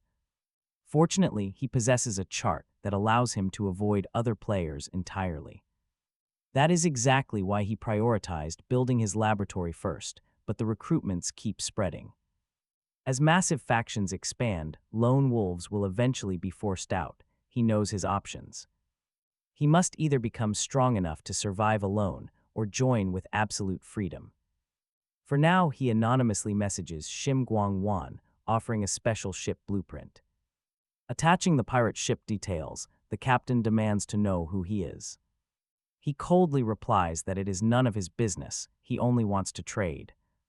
The captain falls silent, then replies that ordinary ships upgrade much more efficiently. He adds that he is not in a rush, and this pirate blueprint is useless. This response actually reveals a lot. The man has clearly seen blueprints before. That means he has already hunted down players to steal their special ships.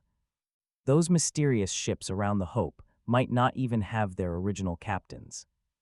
A cold shiver runs down his spine, so he quotes a deliberately inflated price. He demands 2 months of long-lasting food, 200 liters of fresh water, and 1,200 wood. He adds 800 cloth, 400 stone, 100 crystal, 100 steel, and 5,000 coins.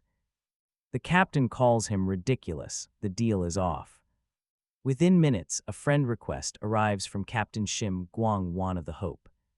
But he declines, keeping his identity safe, though Shim Guangwan calls him way too cautious. He gets offered a high position in the fleet, but he declines that too. The captain sends a smiling response and counters with a different deal of dry rations. Only half the materials, plus the 5,000 coins. He refuses to send fire tools, citing safety, but offers a different compensation. That is when he brings out a treasure-grade spatial relic. It is the greedy stomach pouch, a living organ from an unknown beast. With 10 cubic meters of storage, it bites unless fed each time it opens. It devours monster flesh and blood completely, leaving only clean bones and shells behind. The loot is safe, making this deal an absolute no-brainer for him. He asks about the sanity cost, and the captain admits it drains 20 points. He accepts the trade, confident he can manage the sanity cost. The captain asks to be contacted first for any future sales, and he agrees. He feeds the blueprint into the octopus head, and the rewards instantly drop. A massive wave of food drops, including 20 black breads, 10 sausages, and dried fish. There are cabbages, cucumbers, an apple, a pear, and 1 fresh whole tuna. This is 60 days of food for 1 person, plus a mysterious black pouch. It is slick to the touch, feeling almost like a century eggshell. He tries to open it, but a howl drains 5 sanity points. He throws in some dried fish, and it obediently opens up. Reaching inside feels slimy and ticklish, taking 10 more of his sanity. The creepy bag actually laughs, proving the dangerous side effects are very real. Still, with massive storage hanging at his waist, the deal is worth it. Suddenly, Sana pings him for more coins through their shared interface. He sends her another 1,000, hoping she starts producing results soon.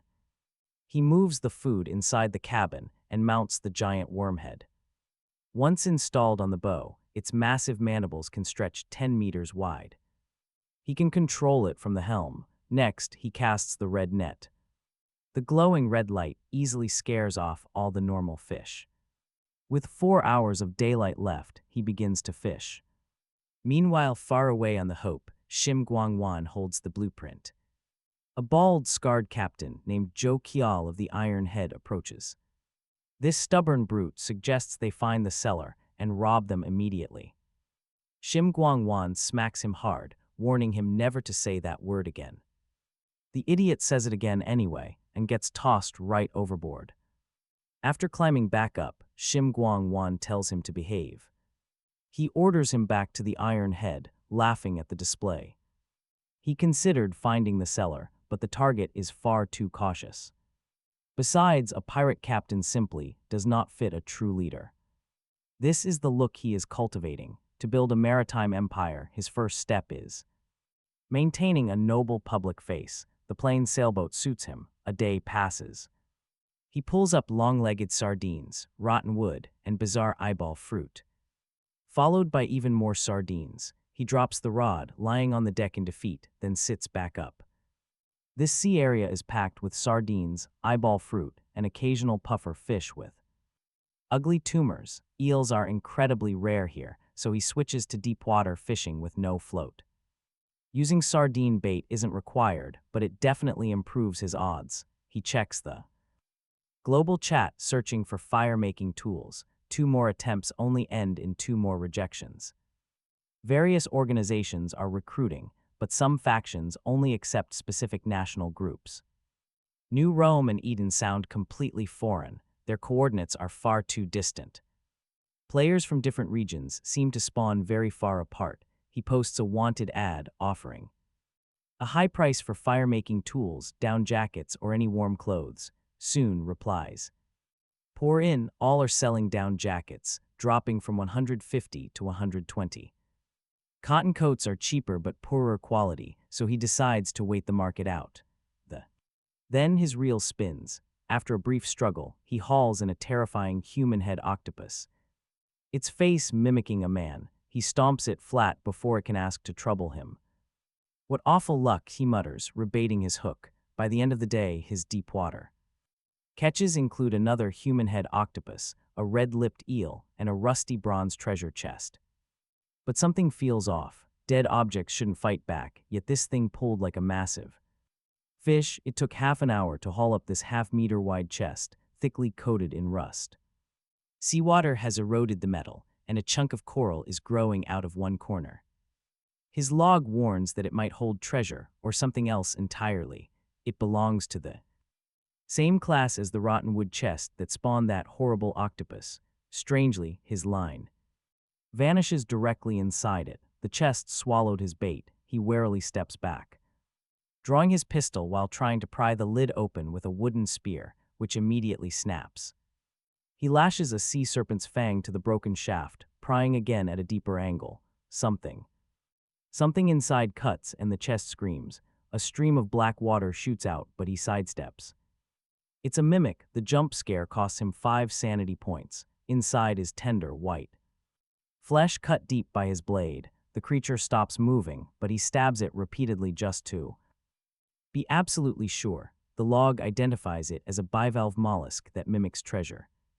Chests for shells. It sprays acid on prey and hoards shiny objects. It is edible if you remove the toxic organs. He slices it open, finding a thin layer of meat covering an entire hoard: 600 seashell coins, 50 crystal, 20 stone, and a fist-sized pearl. This rare healing pearl can be soaked in 1 liter of water for 12 hours to create a healing potion that rapidly accelerates wound recovery.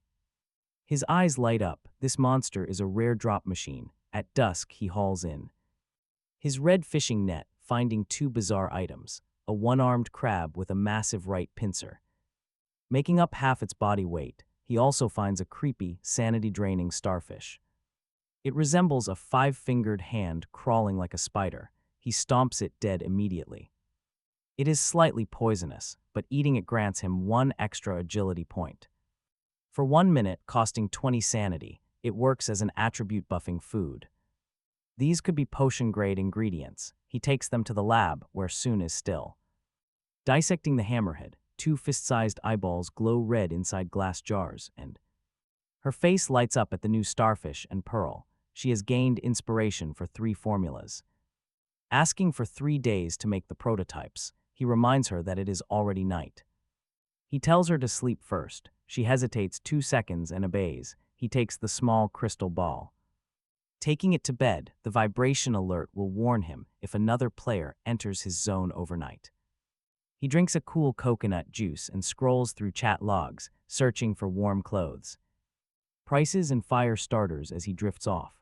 But late that night, Sana sneaks out her room toward the lab. He works through a 3-day routine of fishing by day, retrieving nets by evening, and practicing his aim. He hands all the strange catches over to her. The haul yields wood, cloth, 650 coins, 9 liters of water, and 2 resource chests. The wooden one gives 20 wood and cloth, while bronze gives 100 of each, and 20 steel. 2 new species roll in, an eyeball octopus boosting his perception by 1. For 1 minute, it has abyss-corrupted eyes on its tentacle tips, then an abdominal muscle lobster giving +1 constitution for 1 minute. It is abyss-corrupted, complete with a 6-pack. Hand-shaped starfish, human-headed octopuses, more eyeball octopuses. Strength, agility, perception, and constitution, the 4 non-spirit attributes are complete by evening. He checks market prices again. Down jackets are down to 105 cloths. The floor is around 100. They have finally hit bottom. Inventory check: 841 wood, 560 cloth, 48 stone, 5,700 coins, and 208 liters of water, 77 steel, 51 crystal, 40 sulfur. He looks rich. But spending 400 cloth on jackets while saving for level 3 says otherwise. Cotton exchange holds at 5 coins per basic unit, 25 per advanced. He leaves his ad active. High-priced fire tools, cheap warm clothes. Message him as soon as a private message hits. 3 potions sit on the table. Red boosts attributes but has potential side effects. Colorless restores energy. Pink heals injuries. Sensing something, he sprints to the lab. The yield justifies his investment, but oh no, he finds Sana slumped completely unconscious over the worktable. Passed out over a microscope, test tubes, and an alcohol lamp, He gently picks up the lamp. It is completely empty. The system warns him it is a lab-only instrument that will vanish if removed, and the fuel must be supplied separately. Why she bought this is totally beyond him. Still, those 3 finished potions sit there like trophies. The red and pink are clear, clean. Liquids, the colorless one has sardine legs floating inside, viscous, requiring both drinking and chewing. He asks Sunna what it is made of, but gets no reply. He shakes her, warm body but zero response. He immediately checks her crew status. Injured, feverish, exhausted, faint. Sanity is 35 of 80, crazy and obsessed. Blood is 82. Stamina 12 and a sanity cap of 80. She must have taken a permanent hit to her limit. Somewhere she skipped sleep, forgot to eat, and now her body is collapsing, with her stamina falling under 30, causing her to faint. Obsessed is a known crazy state he has never had. A crazy state himself, his berserk talent completely dodges the system prompt, even if his sanity hit 1, he would never get the message. So this is his first look at a crazy descriptor. What a high-maintenance scientist. He immediately locks her out of the lab. Using his captain authority, he mixes a cool coconut juice with salt and a vitality coconut. He lifts her chin to pour it down. Most spills, but that is fine. He had planned to feed her the colorless potion, but that requires chewing, and its full effects are unknown, way too dangerous for a sick patient. He lifts her, and she is surprisingly heavy. His baseline strength of 4 is struggling. He gains an experience point just hauling her and complains to himself that she must be made of cement. No fat, no chest, so why so heavy? Lucky his ship is small. If it were Ironheart-sized, he would have to drag her. He sets her in her bedroom. The room is preserved from the astrologer, entirely solid wood. Polished floors, glowing crystals on the ceiling, no musty smell, completely fresh.